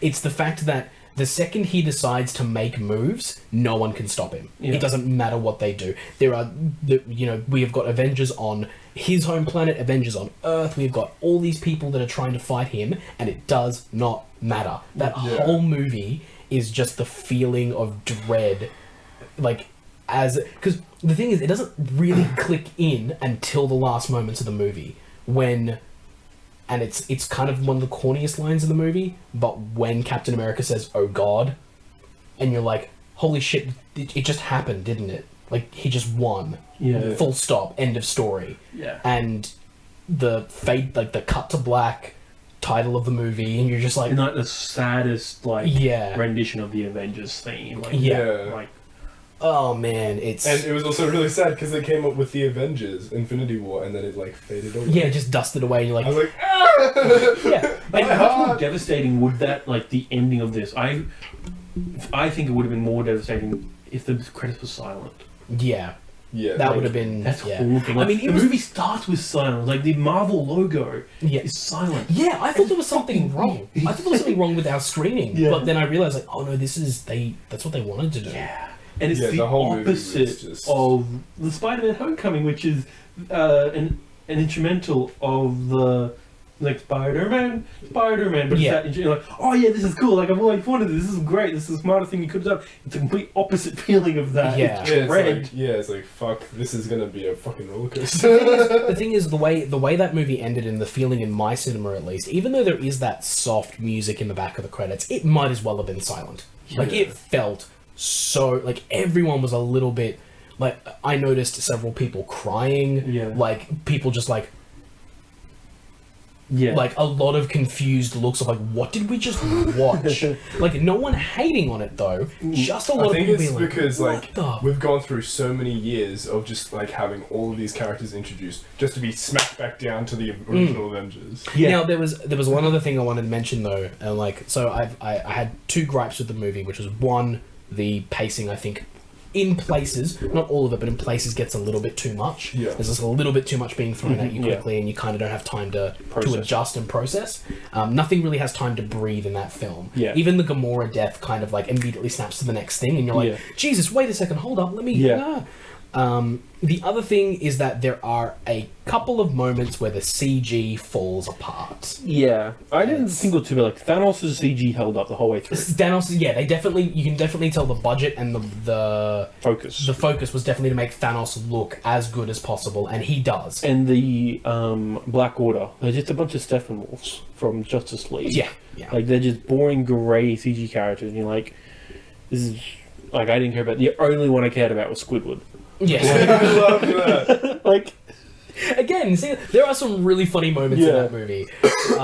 And it came, I think it was like around a dark time, so I felt weird to laugh. Like, that's the thing, you always felt weird laughing in that movie. But again, I think that adds to it. The Avengers are going to continue to be who they are, but because you as an audience member have the looming threat of Thanos, everything they do, you're like, ha! Oh God! Which is why, like, the only bit of comedy that truly worked for me was probably the Guardian scene where they meet Thor. Yeah. Like, while that joke did go on for a little bit too long, I think, like, oh, he's a man, like, he's muscly. Yeah. And, like, it's a bit problematic when they, like, say that Chris Pratt's getting fat. Like, that's not good for people who have actual body images. Like, if they think a man who is super buff is fat, like... That's not the best way to go about it. But I think that might have been a double-sided joke. One being that I think he is putting weight back on. Like, Yeah. he's not training as much anymore because, like, he couldn't be bothered anymore. Yeah. And two, before he was cast Yeah. as Star-Lord, he was fat, no Yeah, way. that was And he's- Andy and a couple of other roles, but he was ripped before that even. Like, Yeah, but he's happy to poke fun at himself, Yeah. so I think hopefully people read into that he's confident in his body, Yeah. and you should be too. yeah, hopefully. That if But people poke fun at you, it's fine. yeah, but yeah, I love that scene where you're like, yeah, Like, I love, again, I can never say enough about Dave Bautista and his acting ability as Drax. Of just he's like an angel. yeah. What the hell? I think like Thor, Drax legitimately fell in love with Thor. Yeah, I Like, think so too. Yeah, like it just he's Just- a god. He's Like so good at the deadpan delivery of something Yeah. so I think amazing. it's It's because just- he was like ugh. always like everyone should be a warrior. He's such a warrior type Yeah. guy, and then Thor comes along and is like, "This is a perfect warrior." Yeah. But yeah, no, I love that, and I love Thor's not necessarily storyline, but his character arc. Like, through like one of my problems with Thor Ragnarok is he barely gets time to process it. There's like a couple of times he does try to progress it. Process. Thank you. And then like he gets in a fight with Thor, like that argument where Thor turns into a toddler. Yeah. Like, drops away, sort of thing. Yeah. Yeah. And so And then, but with like, there's a couple like that's probably his like most. I'm trying to process things. Yeah. Or like when he talks to Illusion Loki, but in this, it's full on like Rocket's like, oh, so who are you trying to save? Or I forget what the line is, but then he's like, oh my, like you have a sister, and I'm like, no, she died. My brother died. So your dad's okay. I'm like, no, my dad. Do you have a mum? She got killed by a dark elf. Yeah, Like, yeah. So he's like, yeah, he has no one except Yeah. for maybe Valkyrie and wherever the fuck Sif is. Yeah. That's another thing. I really like how this movie has brought back interesting character development for the original Avengers. Yeah. Because for a while there, Iron Man felt like he was fairly done. Like, he still had some stuff that he had to do, Yeah. but like he seemed pretty like he'd been on top of everything. It's just been like this Thanos thing that Yeah. he brings up every now and again. Like in every movie, he sort of brought up the fact that There's Thanos something is is looming coming. over Yeah, him. there's always like Yeah. because he saw that big alien spaceship at the end of Avengers 1, and he was like, well, he destroyed it with a nuke. But that was just one fleet, Yeah. and that's what he's been preparing for. There's That's also what that Age of vision. Ultron, I think, tries There's to also do. that vision he has. Oh yeah, the one that Wanda gives him. That was Yeah. in Age of Ultron about like, yeah, he's the one who destroys the Avengers, Yeah. and that's what Civil War is. He destroyed the Avengers. Yeah, Yeah. but I think there's still, but ever since then, there's still that sense that he Literary needs to protect. sense, yeah. Like he wants to, yeah. And I think again, Robert Downey Jr., every time he's come back for these movies, Yeah. he just ups his game again. Like his Yeah. performance in this movie is fantastic. And I think like his best performances are like Iron Man, Avengers, and then the Russo movies like Civil War and now Avengers 3. Yeah. Like he gets the best material because Iron Man 2 he reverts. Iron Man 3 he kind of reverts. Like he does revert a lot. And Age of Ultron it feels like he reverts He has a very again. good rapport with that kid, and there's a very good performance that he Yeah. gets. Like Robert Downey Jr.'s performances, I think, have only ever gotten better. Yeah, no, but him as an actor, yes. Yeah, but the character. Yeah, I think is it sort was of- really yeah. like haunting in the fact where when he had to go off in the spaceship to try to save everything, and he tried to send Spider-Man off, but then he came up as well. But then he like now he sees like Peter as like almost like a son or like someone Yeah. he Yeah. has to look after, Yeah. look over. And then he's got Pepper, who he's just been engaged to, and Mhm. now Talking getting about having a married, child with having like, kids, Yeah. Mhm. and now, and she was like, "Come home," and then Peter's in danger, and she's in danger, and he can't do anything about it, and he was just like, "I need to defeat Thanos." And when he was like fighting Thanos, and he was getting the upper hand there for a bit, and then Thanos absolutely fucking destroyed him. I hate like the thing that led to that is Star-Lord punching him in the face. Yeah. I'm like, I hate Star-Lord now. Like Yeah. that was a good movie for him, and he does go through a lot of Nina development. said Like, that as well, but I still. I understand it. Star-Lord's it's in my character. Like, favourite. might like out of like in a different situation, this would have felt like an out of character decision. It wasn't. It No. was.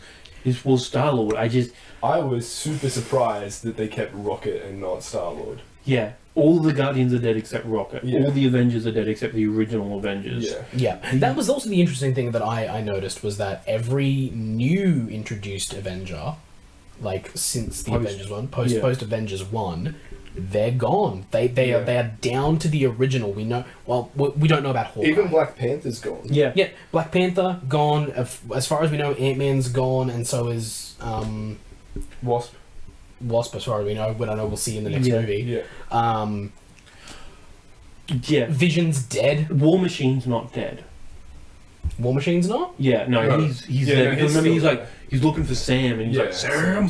Oh, yeah, that's right. Falcon's gone. Falcon's Yeah. gone, but War Falcon's Machine's still there. War Machine. We don't know about Hawkeye. We don't really know about I assume Hawkeye's alive, because... Yeah, I hope so. don't think they'll get rid of Ant-Man. I don't think they'll get rid of Hawkeye because I feel like they will need them in the next movie. I think Wasp is the one who's alive. You reckon? Yeah. Okay. That might be. The next movie seems to be a lot about Wasp, as in it's her origin story. Yeah. It's her... I am so excited because there's fucking end credits. Like the end scene. Yeah. For this It sets up 2 movies, which is really well done. Like, introducing Captain Marvel, like, it sets up, like, oh, the next movie is going to be Captain Marvel, and it's... the one in the 90s, and she's going to be in Avengers 4. Like, what is her story? I don't know anything about So Captain she, Marvel. as far as I can tell, or as far as I know, she is the first superhuman that Nick Fury ever meets. Oh, okay, yeah. I believe that is what they're going with, and that her whole thing is that she has control over the quantum realm, where Ant-Man goes into, or she has something to do with the quantum realm, which is why she's very important, because when she comes back, when she comes into the Avengers, she might have the ability to help them fix this. Maybe. Oh, okay. It's not usually a traditional thing. I haven't heard anything about the quantum. Because usually the What are her powers? She's basically Superman. See, that's what I thought. She's a Supergirl parody. She's called Carol Danvers. Kara's original name, besides Kara Zor-El, is Kara Danvers. Yeah, Danvers. From what I heard, from what I've been reading up on Captain Marvel, is that I don't think her powers have anything to do with Quantum Realm, but the way her story ends, or is supposed to end, means that when she comes back, she's either been to the Quantum Realm or has done something. She's there. a space gal. Like, Yeah, that's the thing. Like, she hangs out with Sword, which is the space shield. Yeah.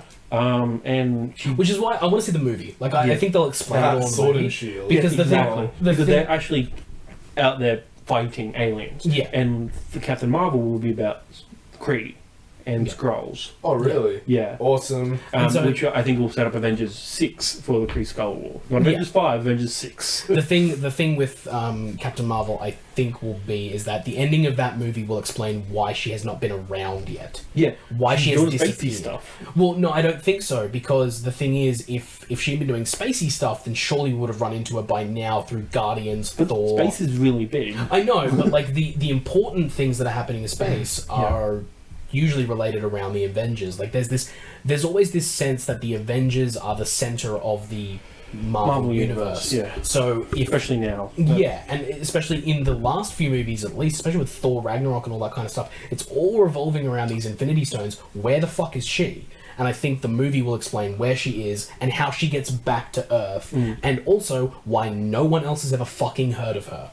Because Nick Fury is apparently supposed to have met her, but never mentioned her. Yeah. Like, I think, one, she's the cavalry, which is why she's being called in, and two, I think she's doing her job. She's being a space cop. She's doing, she's out there protecting, she might be, not in cahoot, but she might be part of Xandar, that part of, not necessarily an overcall, but being a liaison, that kind of... I think it's going to be something along the lines of something happened, whatever happens in the 90s has forced her to not be around until this moment. Yeah. And basically Nick Fury's last resort is, I need to call Captain Marvel. Yeah. Even though I know she's XYZ, whatever that is, I need to call her because she's all we've got left. Yeah. Which I think would be cool. It's going to be really nice to see her as a new character in the... as a fully formed character as well. I'm really looking forward to that movie because it's going to be a 90s aesthetic, which means people like us, well, I don't know you guys, but I'm going to melt with nostalgia. Yeah. There needs to be at least 7 Pokemon references. And is it early 90s or mid 90s? They haven't actually said it's just the 90s at the moment. Okay. If it's early 90s, then it might not be. Because the only thing we've had in the 90s is Winter Soldier killing the Starks. That was 91. And isn't and then Aldrich Killian at the New Year's Eve party in 99. Wasn't that 99 to 2000? Yeah, it's in 99 Yeah. and Midnight hits and it's 2000, so that's in the 90s. Where's Guardians based? The original, like Peter Quill. Peter Quill gets abducted in the 80s. Okay. He gets abducted. Yes. But when we see Guardians 1, it's present day. It's 2014. yeah. Um, What else has happened in the 90s? I think it's 89, but Hank Pym leaving Shield Yes, yeah. when he punches what's his chops in the face, which was cathartic. Oh, that's another really cool thing. When I've been watching Iron Man Armored Adventures, they've been like referencing so many other superheroes. It's insane.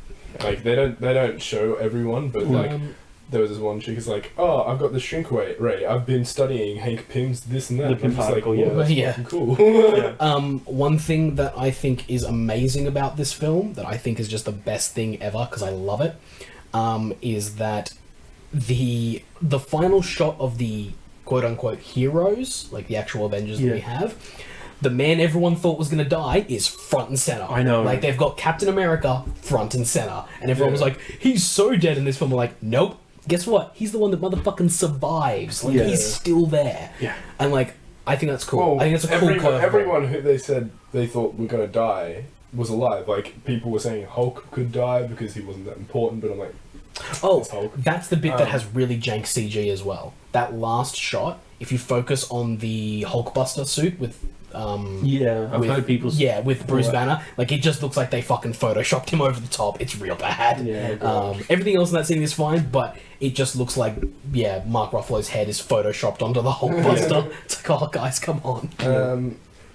What else was that? Oh yeah, they thought Thor could die. They thought Captain America could die. They thought Iron Man could die, but they all survived. Yeah. All the original And that's Avengers the interesting thing, is that the original Avengers survived, but all the new blood, they're all gone. Like I think even doesn't Scarlet Witch get dusted as well? She does, because I cannot remember her death. I think she gets dusted as well. She gets dusted because she was sitting there crying over Vision's body, and she. That's away. right. Yeah. Vision dies twice. Yeah. Poor guy. Like, we all knew as soon as he pops up on screen with an Infinity Stone and he says, like, you're gonna die, like, it's gonna suck, but yeah, we all knew that coming in. And they're like, but the fact that she had to kill him while holding off Thanos, who was one of the most powerful beings, she's really powerful, and she destroyed an Infinity Stone, like, like, she's powerful in the comics. I like that, like, they're actually using that in the thing. Yeah. Although they do explain it, that like, she's, like, because she's connected to the Mind Stone, that's how she's able to destroy it. But, in any case, like, she had to kill, like, the person she loved. And, like, while she's seen someone else she loved die, like, brother die. Yeah. And then, like, he gets Time Stone back to life and then watches him die again. It was like, brought that up was to me that they need a speed. They need Quicksilver back or something, because there's no one with any sort of like super speed in that. Captain Marvel, probably. Yeah, Captain Marvel will probably have super speed. And like, speaking of super speed, sorry to cut you off once again, No, you're but right. the Black Panther and Captain America running to the front lines. Oh yeah, and just overtaking everyone. Like, that was so good. Like, Give this man a shield. Yes. Oh, it's so good. and like, yeah, I love that Captain Cap was the guy who had to land the first punch on the army. Like, Yeah. he was so fast. That, like, that battle is awesome to watch. Yeah. Like, it's really cool. But the thing that I like, not liked, but the second Vision death, I think is way more brutal. Because he just removes it from his head and then he just, like, just shuts down and goes limp. Yeah, and then he just throws it. Yeah, and it's just like, fuck. and that's how I The always first one imagine. was like, At least like ripping it straight out from that, or just taking off his head. yeah, but I expected, like, I think the first death is what people more expect from Marvel, which was like explosions, and then he's dead, and you're like, oh. But no, it's just like rips it out, like just takes it from his head, and he just, and I was like, oh, like now it's just a soulless husk. It's also really sad because if you don't think of him just as Vision, you think of him as Jarvis. Jarvis, yeah. It's like this is something that has been with us since day Iron Man one. Fuck, I didn't even think of that. Yeah, man. Yeah, man. Shit. Yeah. Yeah. Because it's People think that he could be coming back because as Shuri was trying to figure out how it worked, maybe because she copying saved all that data. Yeah, maybe she saved Jarvis. Like maybe that's what happens. Maybe she just saved the part that was Jarvis. Yeah. With like a little bit of saved memory or something And like you that. can make another Vision out of that. There is a Vision kid in the comics who's part of the Young Avengers at some point, I think. And this is sort of spoilers for Avengers 4, but they have cast 2 kids who... the twins. And the only baby twins that Marvel really has are Scarlet Witch and Vision's children. Oh, okay. They become Billy, Kaplan, who is magic, like his mum, and the speedster. His name's Tommy, who is also named Speed, Quicksilver. They are part of the Young Avengers. There is also, they're casting an older Cassie Lang. Cassie Lang is Scott Lang's Ant-Man's daughter. And since then, I'm like, oh, what if they do Young Avengers? So there's 3 Young Avengers. If we get Vision Kid, that's another one. Like, That's pretty it cool. seems like we're getting to Young Avengers. Maybe. Yeah, So- and they're a really good group. What do you guys think happens? Like, you probably know more about like what's going to happen in the 4th one, but did they throw enough? Do you think they threw enough curveballs in this one that Avengers 4 is not predictable? Yeah. The only predictability is they're going to reverse it. Well, I don't know yeah. how, I don't know when or why. Or Something's gonna happen. Yeah. But the- Do you mind if I tell you what I know about the comic version of this? Yeah. Yeah, go for it. So, from what I know about the comics, in the comics in Infinity War, after Thanos does the snap, the only person who can reverse it is Thanos. Yeah. And they actually have to convince him to reverse it. Wow. And that's what happens. So that's That why... would be so interesting, because Yeah. the ending does say Thanos will return. Yeah. Yeah. And so that's what I think... That's why I think the Gamora stuff is so important. Because I think that when he does the snap, there's that shot with him and child Gamora. Yeah. And was she, this worth it? yeah, she says, what did it cost? What did it cost, rather? Everything. And I think he's gonna be haunted Yeah. by that And for there's- the rest of his... Like, for ages he's gonna be haunted by Gamora. And I think that... Oh, yeah. Yeah, I think for that there's point- gonna be a ton of Tony Stark and Thanos. I don't know, like, how does Tony Stark get out of there? That's the thing, he's stuck there with He's Nebula. stuck there. Well, but he's with Nebula. Nebula's been able to get around pretty easily. True, she just popped in there, Yeah. so she probably Yeah, had to that's pop true. Where back the fuck out. did she come from? Well, she usually just finds ships and stuff. Just crash land in and the she's areas. really, really smart. She's and really so is Tony resourceful. Stark, so I'm sure they'll be able to like build a ship or But something. the thing is, like, I think Tony Stark at this point is broken. Yeah. Like, I don't know if he'll be able His- to do anything for well, it. Like, Peter died in his arm, which is... Oh, that was I think that's fucking that was devastating. hard. To me, there's only 2 deaths that actually affected me. It's That the was first so one, which is hard. Bucky, where he looks over at Cap, Oh, Cap yeah, and it's that just like, was so Steve, and just Yeah. fades away. And it's like, Mr. Stark, I'm not feeling too good. Yeah, that was really sad because it was like, it's basically Tony Stark's son. He's like he had his own movie. Tony Stark was in that. It's Yeah. basically reverse of Uncle Ben. Yeah. Oh god, yeah. But yeah, no, it's like this whole thing. I feel like the 2 most affected people in this are definitely Cap and Iron Man. Yeah. Like mentally, It everyone feels- else is like fucked over. Yeah. But mentally, Captain America, he had to deal with all the he had to do a deal with Infinity Stone originally. He had like all this yeah. shit in World War II, and with Hydra and Red Skull and all of that shit. So he's like mentally fucked from like not being able to live his actual life. Yeah, Yeah. also being And then- over 100 years Yeah. old. Like, And then you've got Tony Stark, who has, ever since Avengers, had this whole thing with Thanos and like Yeah. everything to do A with looming that. threat, yeah. And then you've also got now, I feel like after those 2, the other person who's like the other 2 people who are really fucked, Thor Yes. and Rocket.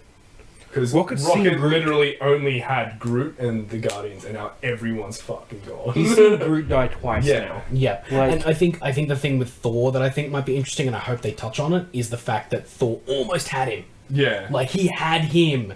And like the axe was in the chest. Like, Yeah. You Thor should've had gone him for the dead. head. It should have been done. Thor Yeah. should have finished him off, and he didn't. And I hope that plays into the story. And it makes me It will. I think it'll Yeah. also play into the story how Thor's handle of his axe is Groot. it's part Groot. Yeah, someone's like Yeah. pointed out, like, since Groot died, like, dusted, does his handle dust? Well, no, it didn't. No, because I don't think that. It No. wasn't really a part of Groot. I think. No, yeah, But- because like he had made it part of the hammer. Yeah. So the Yeah. hammer is now that like Yeah.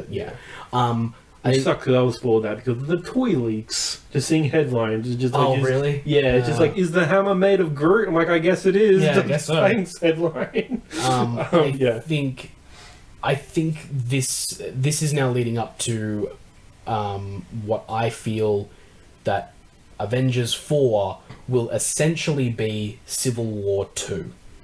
Because it will finally, I think it will finally finish off because the other thing is, at the start of the movie, we have Bruce Banner coming back and being like, "What's going on, guys? Like, we need to get together." And he's like, "Me and Cap aren't speaking. Like, Tony Stark's like, me and Steve, we don't talk now. Yeah. I have a phone and I can call him, but we don't." Yeah, and I love that Bruce is like, "That's fucking ridiculous. Thanos is coming." Yeah, and the thing is though, Tony doesn't get a chance to use that phone. Yeah. He's gone, and it's Bruce that has to make the call. Yeah. And so, ever since Civil War, Tony Stark and Captain and Steve Rogers still have not spoken. Yeah. So they were both huge players in this movie, Yeah. but they were never. But together. they never together. The on other screen. sad thing about it is Peter Quill never made it to Earth. Yeah. Yeah. He got in the same solar system. Yeah, close enough. See, that's the other thing that confuses me. Is Titan the moon of Titan? Yes. Okay. In the comics, yes. In the comics, Titan is home of the Eternals, which they've confirmed that they are developing a movie of. Yeah. Cool. In Eternals, like weird. Like if you think humans are weird, and Eternals are like Jack Kirby asked Jack Kirby shit. Like, yeah, and it's yeah, I don't even know. They're all basically Who super says to people. Thanos again? I can't remember if it was Thor or Loki, but he says, "You'll never be a god." Loki Loki says you'll never be a god. That really fucking pissed Thanos off. I love like Loki. Like Loki's the whole time you couldn't tell if he defiance. was actually working for Thanos, or was actually trying to get in his graces. But then he's like, "I am Loki, Odin's son." Yeah. I'm like, yes, he kept his character development from Ragnarok. Yeah. Like that's what it, like, because that's the other thing. Like we've seen Avengers not carry their character development. Like Phase 2 to Avengers 2. That's the other thing. Nothing fucking mattered. What in would have Avengers 2. happened if Loki had just left the Tesseract in Asgard? Yeah, it would have Like, just been. would Thanos have even been able to make it there? It would have just been floating around in space. Yeah, because Asgard's destroyed at the end of Ragnarok, so it would have just been floating out there, and Thanos And you would have can't just grabbed it. destroy an Infinity Stone easily. Yeah, it takes an immense amount of power, Yeah. like Scarlet Witch. Surge is pretty powerful. The but whole unless he was, space unless and he, realms thing has really fucked with my mind. Because after seeing Thor and Guardians, I'm just like, what? I'm so fucking confused. It's like, there's 9 realms, and then in Ragnarok, they're like, he stopped at 9 realms. I'm like, yeah, I feel like in the cinematic universe, the realms are different planets, and I Yeah. like when the shot where they come in Ragnarok to Asgard, and it's like a disc planet, like Yeah. the world is flat. I'm like, this is a bit ridiculous, but reading the Norse mythology books, that's how in the Norse, that's how Asgard is described as being on flat disc, like because the surroundings are meant to be a wall. Yeah, They didn't do a wall, it's just a waterfall that leads into space, and then that's how Loki disappears and then yeah. comes back. He lands here, Thanos. So yeah, it's. I don't remember my point, but yeah, the 9 realms. Yeah, so it's just I like that. Yeah, the nine realms are 9 planets that Yeah. are connected by this energy that is what they call Yggdrasil, the world tree. yeah. And so, like, there's plenty of stuff outside of that, but in terms of the mythology that allows for, like, Thor and all that kind of stuff, that's what's considered the 9 realms and, like, the universe. But there is plenty of other shit outside Like even of that. the where all the weapons are built. That's not part of the 9 realms. That's just another place that they know of. Oh, Yeah. really? Yeah, it's nothing. It's the heart of the dying star, which I love that we got to visit it. Yeah, Because, yeah. that's been something that's been said since Thor 1, to be born in the heart of a dying Dying star. Yeah. And we got to see the dead star, and And then, we- it being brought back to life to then die again. yeah, But yeah, like they do a lot of little bits and pieces. There's a lot of payoff for a lot of different movies. They definitely do that well. I think that ending is fucking incredible. I think it's perfect. I think that's exactly what should have, like, that is the thing I've been dying for from a movie for years, is let the villain win. Let an audience wrestle with the idea of what if the villain wins. Yeah. And with the Russo brothers saying, like, yeah, like, this is a self-contained story. You could leave it at the end of this, and it is. I'm like, yeah, it is. yeah. The villain wins. There's no happy ever after. That's his story. We told That's the Thanos' super story. weird. Yeah. But the super weird part of this movie is like the entire time I was like having trouble because Thanos was the bad guy, but the way that they were telling it, I was sort of just like, no, like he's just like another good guy, but he's got different morals and a different sort of way of going. And that's how you write a good villain. It's just Yeah. like you understand where they're coming from. Yeah. Mhm. He's a villain. That's why he's done the bad things. Like Yeah. you shouldn't agree with his methods. He might have a point, but his solution should not be your solution Yeah. because he's the villain. Mm-hmm. Like that's what a good villain is. Yes. That's my point. He's done well. Yeah, that movie's incredible. I think it's really well done. I think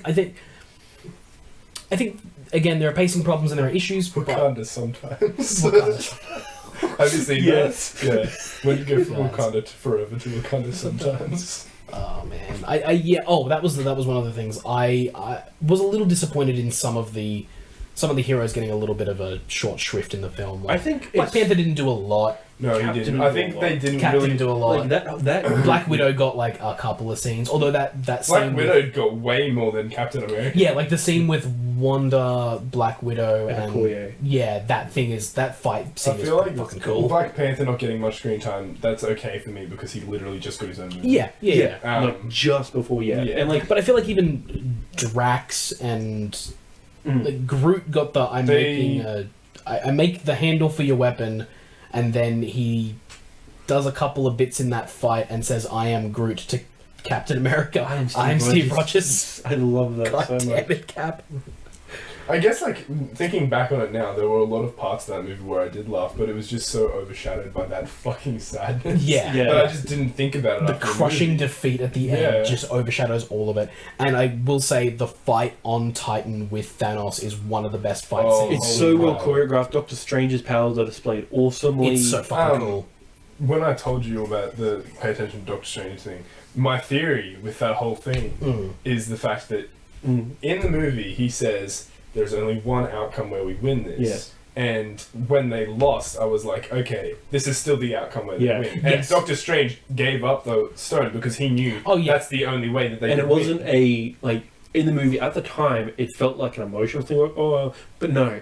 He says from the start, if I have to choose between you, the boy, or the stone, I will protect. And he the has stone. no connection to Tony No. Stark or Peter And that's Parker. why He like, doesn't care yeah, about it. like when I first saw this, like why the fuck this is so dumb. But then after like thinking about it, I'm like, oh, the future is that Tony Stark needs to be alive. Yeah, if that's not obvious to people after seeing that film of like the reason Doctor Strange gives the stone over, like Vanessa even asked me this. She was like, "Why would he do that?" I'm like, because out of the 14 or whatever million outcomes he saw, one is the one where they win.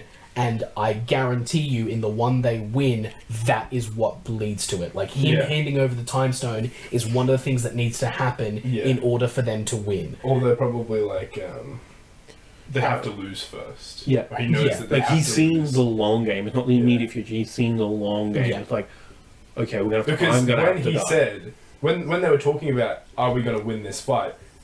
In the movie, they lead the audience to believe they're talking about the fight that's coming up right now. Like, where Thanos comes in and then they have to fight him.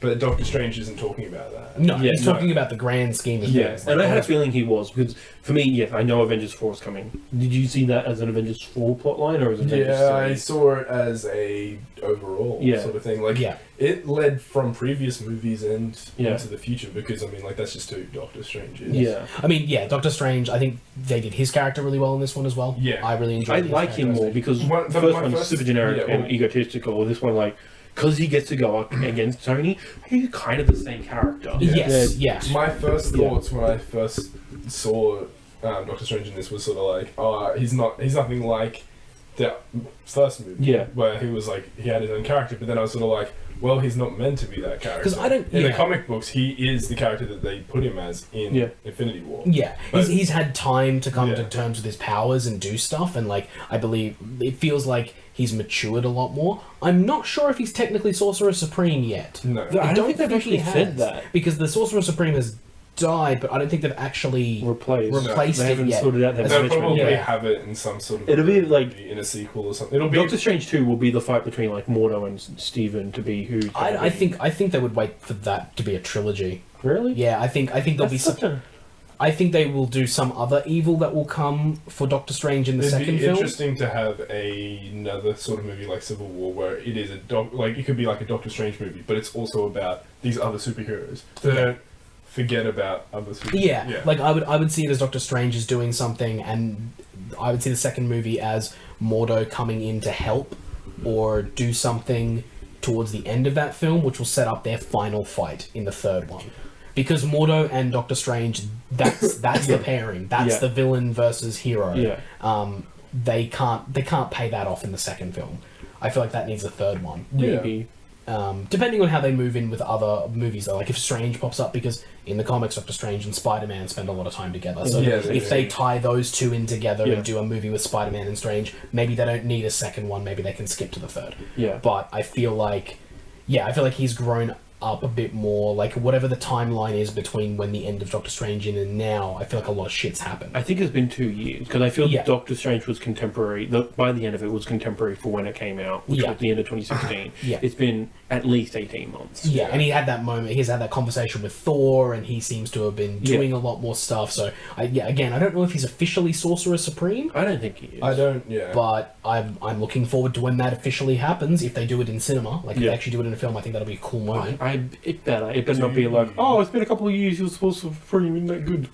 Wait, there's been people. There better be a reason and like something that he happens. needs to save the world again because like there's been heaps of people who have done this job for like years. They should be Sorcerer Supreme. It should be that other old Chinese guy that like Wong. It should be Wong. No, not Wong. The other Chinese. No, it should be Wong. Wong should be Sorcerer It should Supreme. be Wong. Yes. That was not my point. But yes, that should be. It should be Wong.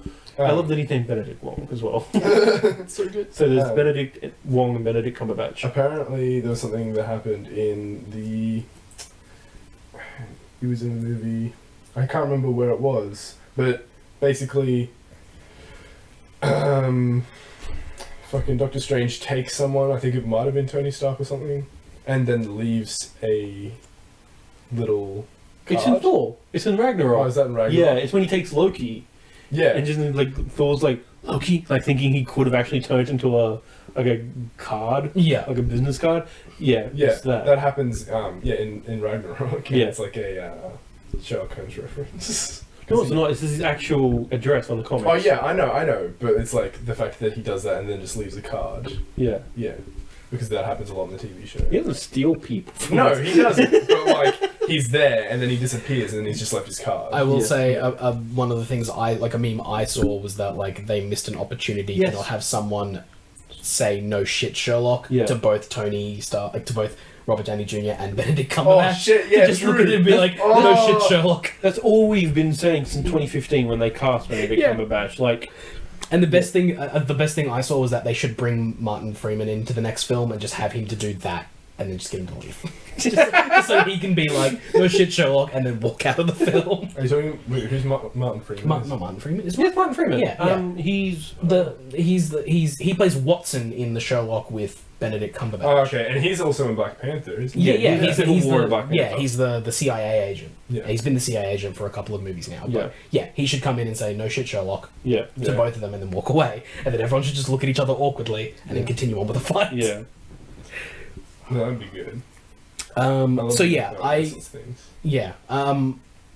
Everyone still think Captain America dies in the next one? Yeah. Undecided. I'm not. I don't think they're going to kill him. Like I'm not convinced anymore. He might just retire. Yeah. Like I feel like he might just ride off into the sunset. They'll just put him on a boat and he'll just be like, "I'm gonna just do whatever." That makes sense. Like I've been expecting it since Civil War because Civil War in the comics, when it goes back into his comic, he dies immediately. He gets shot right at the end. Right at the end of the next Avengers movie, Captain America walks out and watches the sunset. Yeah, that's all we should But then, do. like at this point, because like at that point they were kind of adapting the Brubaker run, and now it doesn't seem like they're doing that. Like because the thing writers have come out and said we don't want Bucky Cap. Yeah. I'm like. Weren't we just leading to all this and now the writers don't really want that? So I'm like, also, that was the thing. The thing that I'm waiting for in Avengers 4 is the moment where Rocket takes Bucky's arm. Because that's going to happen. Because the second that Rocket said, "I'm going to take that arm," like, it's going to be so funny. Bucky's one of my favourite characters, and because he's been in the Wakanda retreat, basically, and it's sad that, like, as soon as they come with his arm... he knows it's for war. He knows it's for a battle. Yeah. Because, like, that's been his whole life. Like, since he's joined World War II, people have only come to him for jobs. Like, when he was in the Soviet, he'd only be waking up to do something violent. You can even see it in T'Challa's eyes. Yeah. When he's giving him the arm ready for battle, you can see it in his face of, like, I don't want to do this. Yeah. But we got to. Yeah. Like, and Oh man, the performances in the movie are incredible. All of them across the board. Do you think you'll see the Iron Spider in anything else other than an Avengers movie? I don't think it's going to be in the next Spider-Man movie. I don't think it's going to be in Spider-Man. I think it will be there, but as like a... the reason he won't want it, because he died in that suit. Oh, it could be something like that. Because, like, Avengers 2... Spider-Man 2 is the movie that comes out immediately after Avengers 4. Yeah. So he's going to, like, be dead, wake up a year later, if... I don't know how long the time span's going to be, but he's going to wake up, he's going to be dead, and, like... Holy fuck, I want to go back to being my friendly neighborhood Spider-Man. Yeah, or it's the suit that he couldn't save Tony Stark in. Could have been that. Oh, as well, like if Tony doesn't make it. If Tony doesn't make it and Spider-Man can't save him in that suit, it's like, I can't do that It could anymore. be a whole range of things. It could also be like the suit that he puts on for big battles, or like it's the suit where he couldn't complete his task in. Like, or like he literally wasn't good enough when he was wearing that suit. Or it gets busted during the Infinity War fight, and he can't use it. He has to go back to his old ways. And Tony Stark dies, and then someone... No one can fix it. Sure, he could fix it. I am looking forward to it. Looking forward to the next one. Do we? Just trying to think. Do we have any name theories for Avengers 4? Like, do we have any idea what it's going to be? Because they came out recently and said we fucked up. We should have told you what the name was, because when Avengers 2 was coming out, we told you what Avengers 3 and 4 were called at the time, which was Infinity War 3 and 4, Part 1 and Part 2, and you guys flipped out over that, and it took focus away from Age of Ultron, and so we didn't want to do that for this. Yeah. And then, like, it kind of backfired, and now people are like, oh my god, what's the title going to be? And they kind of said, it's not going to be that good. Like, this was... so everyone's, like, really flipping out and, like... Yeah, because everyone's like, what is it going to be? Is it going to be... I don't know, but like, at the end of this, did anyone else realise that the Infinity Gauntlet is absolutely fucked? Like, you can't... I don't think he'll be able to use that again. I don't think he'll be able to stably. But there is the mold for it. Yeah, there's the mold for it. Yeah. But how is he going to get there? Wasn't there that whole... Use the Infinity Gauntlet? Wasn't there that whole thing where there was like 2 gauntlets at one point? The first gauntlet we saw was in Asgard. Yes, in Odin's trophy room. It was fake. Yes, in Thor Ragnarok, Hela walks past and is like, fake. When she's doing, like, she's reviewing all the cool things, like the frost thing. She's like, fucking weak, fake, and then the Tesseract. She's like, that's kind of good. That's right. That's what I'm trying to remember. And then the one in Avengers 2 where he just goes into a room and it pulls it out, and that's the one that we see. Yeah, I assume now that they should reshoot that or something. I don't know, but like I assume now that's the scene. Like, it finished what it was doing. And, like, that's the scene where he goes and kills those dwarves. Wait, what? Avengers 2 post-credit. Do you remember, like, you're like, oh, I guess I'll do this myself, and get to the Infinity Gauntlet? I haven't seen that movie. No, that's fine. There's the post-credit scene for that one is him grabbing the Infinity Gauntlet and saying, like, I guess I've got to do this myself. Creating a plot hole. Yeah. But I assume now, because it's just white screen behind him, that's post after he's killed all the giant dwarves. Like, it's super sad that he molded the other one's hands as well. Yeah, because that was rough. That's another point where, like, while they made you sympathize with Thanos, at the end of the day, there was so many things in that movie where it's like, wow, what he did there is really fucked up. Yeah, he killed his daughter. He fucked up this guy. Like, he killed all the dwarves. Like, usually kills 50%. Nope. He killed all of them. He didn't want anyone to stand in his way. Left one without the ability to use his hands. Like, that's so fucked up. That is like, it's weird and kind of weird and funny. But that's like Game of Thrones level of cruelty to Peter Dinklage. Like, oh yeah. That was I was going to say a point. Like, this is the Game of Thrones episode. It's a really long one, but it's just the thing of, like, it's funny. Like, Game of Thrones has humor. It's dark as fuck. Like, it lets you know no one is safe in this movie. Like, from the get-go, like, Loki dies, and Thanos says there's no resurrections this time. Everyone who died pre-snap is totally dead. Potentially. Is dead. People think, like, Gamora, like, some people are trying to justify how she could come back. Other people she comes back because Thanos wills it. Yeah. That's the only reason people think that she won't come back is she's got, like, 4 Avatar movies to film because of James Cameron. Who fucking gives a shit about Avatar? I know, that's the thing. Fuck off and die. It's the highest grossing movie of all time. Like, maybe more, I don't think so. It's still at $2 billion. $2.5 billion. Nothing has surpassed it. It's Titanic? forget what number 3 is because it keeps changing. I'm pretty sure it's Star Wars. Star Wars, yeah. Star Wars Episode 7, isn't it? Yeah. Like, that's the thing, like, it used to be Avengers 1. It was Avengers So 1. many things have, like, come and beat it. It was Avengers 1, and then it was Jurassic World, Yeah. and then it was Star Wars Episode 7. Yeah. I'm pretty sure it's still currently the highest. Yes, grossing they're the only 3 movies. Have the that make numbers it for Infinity War come out yet? They're coming out, and it's meant to do like 250 million on the first weekend, which, excuse me, is like half its budget back. Because like both of these movies are $1 billion production, Jesus Christ. $500 million each, and most of that money not only CG but paying everyone in this movie. Yeah. But the thing is, like, to 250 million, I think that puts it above. 250 million actually puts it below Black Panther, I think, because I think Black Panther did 270 in its first weekend. But that's the thing; these are predictions. Like these aren't like because the weekend doesn't end until tomorrow. Yeah. That's when we get numbers. So I'm looking forward to seeing what the numbers are because I feel like this one might. I don't know. Because like Star Wars is the biggest opening. Star Wars 7, it's the biggest opening weekend. Yeah. Ever. Black Panther's up there. Didn't Wonder Woman do something real good too? No, Wonder Woman did really well, but it's like Did it's well the overall, but not not short term. Wonder Woman is the highest grossing superhero origin movie of all time. Oh, okay. That's before Black Panther came out. Yes, Black Panther is the highest grossing superhero movie, or I think it surpassed everything. It's a part of Avengers at the American box office, not worldwide. Okay, cool. It came close, but I think it's but like it's still like it's like for it to be 3 for a origin movie. Yeah, like Iron Man for an 3. origin movie about a hero that not many people know about. Yeah, that's in a setting no one knows about. That's incredible. And a like black cast, which everyone in Hollywood said, no, black people don't make money. Turns out, motherfuckers, like women and thing done within like a year of each other. Yeah. Fuck Hollywood norms. Fuck Hollywood. Anyway, I think it's time to wrap up because we talked a lot about it. Yeah, there's a lot to unpack in that movie. It's kind of see Angry Rocket and Thor. They're gonna still be chilling out together, I reckon. Yeah. I'm looking forward to that next one. I will hope to see it again soon. I will see it again. Like I usually would have seen it much sooner, but it is such a movie. I need to process it. Yeah. I want to see it again to see anything that I missed, to pick up on some more things. I'm probably going to watch a bunch of reviews and spoiler casts now. But I think it's a great film. I think people should go see it. Yes, it is problematic. It is.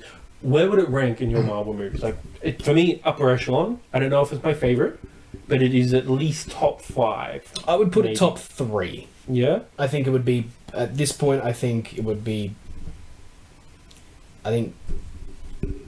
Black Panther at number 1, maybe this at number 2, and this would be replacing the original Avengers, which would now be number 3, I would think. We have a completely different top 3. Yeah. Which is cool. Yeah, no, fine. Everyone's got their own thing. I don't know, I don't really think about it because they all sort of connect anyway, so I don't think any one of them is good without another movie. It's better. Thor Dark World could not exist and we'd all be fine. Yes.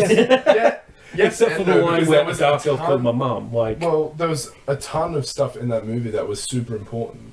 And again, we talked about that last week. There's tons of stuff that's super important, but I don't remember any of it because that movie was so bad. I just forgot about it. Actually, in all honesty, I didn't mind it too much. Like, it wasn't the best movie ever, but it was a pretty bad movie. But it still entertained me. Yeah, and I thought it was pretty good. Again, Marvel production is always good. Yeah. That was the point I was going to say. Don't remember it. This is the ultimate crossover comic book. Like, if you guys read like Civil War, the book, like it pulled from like a lot of history, and it's done that for the last 10 years of this series. And it's really good because there is so much lineage to pull from now. Yeah. Because it's been 10 years, they've got the back catalogue to actually make good on a crossover film. And like which is where Justice League fails. Yeah, because they don't have the history to pull from. Yeah, well the thing is, like, they've failed before they began because they started late, which is already they could start it again. Starting late compared to Marvel doesn't mean it's going to fail. Yeah. Well, yeah, that's true. But the other thing is, they had to rush. They wanted to rush. They wanted an Avengers, but they weren't willing to do Iron Man, Thor, and Captain America. Yeah, they weren't willing to do the legwork. If they had left Batman and Superman originally, and they had started with Wonder Woman, I feel like this would have been much better. Yeah, even if it was Man of Steel, Wonder Woman, And not necessarily They even need to. Batman. They need to have left Batman. They because there's so many Dark Knight movies before that they could have just we had been put him Batman. in. Yeah. They could have just been like, this is Batman. This You is know who's Batman. playing him now. Like the way that they're portraying Batman now, it's pretty much just how Dark Knight was anyway. Yeah, that's my thing. Like, this is, we should wrap up, but my point is that, like, Superman could have landed in the Dark Knight universe, and the exact same plot of Man of Steel still plays out. Yeah. And maybe not the following movies, but the whole idea is that Superman don't exist in this universe.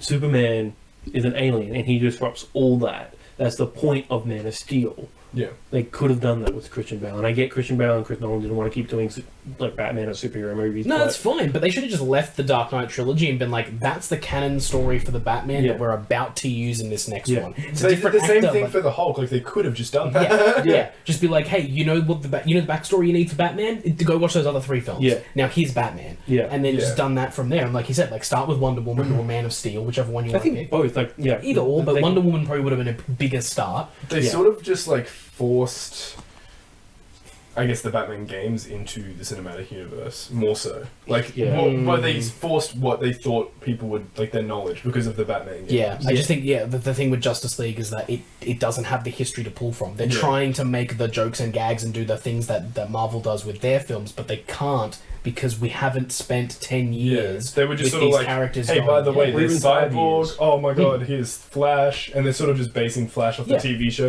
like with the Barry Allen TV show. Yeah. With Cyborg, they're just sort of being like, this is Cyborg. He is a cyborg. Yeah, like it's a real shame too because the actor who plays Cyborg is fucking fantastic. And He's he's so brilliant. passionate. They're all passionate about their roles. It's Yeah. just, they keep getting shitty studio direction and not great. I'm hoping scripts. I'm hoping Aquaman follows on from Wonder Woman and it does well. I think well it- enough for them to sort of like pseudo reboot. yeah, like limp this dead horse into town and see if we can get a Justice I League think that's that worth a damn. the characters of Justice League are very strong, but the direction and the storyline are just not there. Okay, Keena, wrap it up before we go Yeah. for 10 hours. Yes, because we could talk about this for ages. Yep. If you like this episode, it's been very long, but if you made it to the end, we appreciate it. Like this episode, click the subscribe button, ring the bell. Join the notification squad.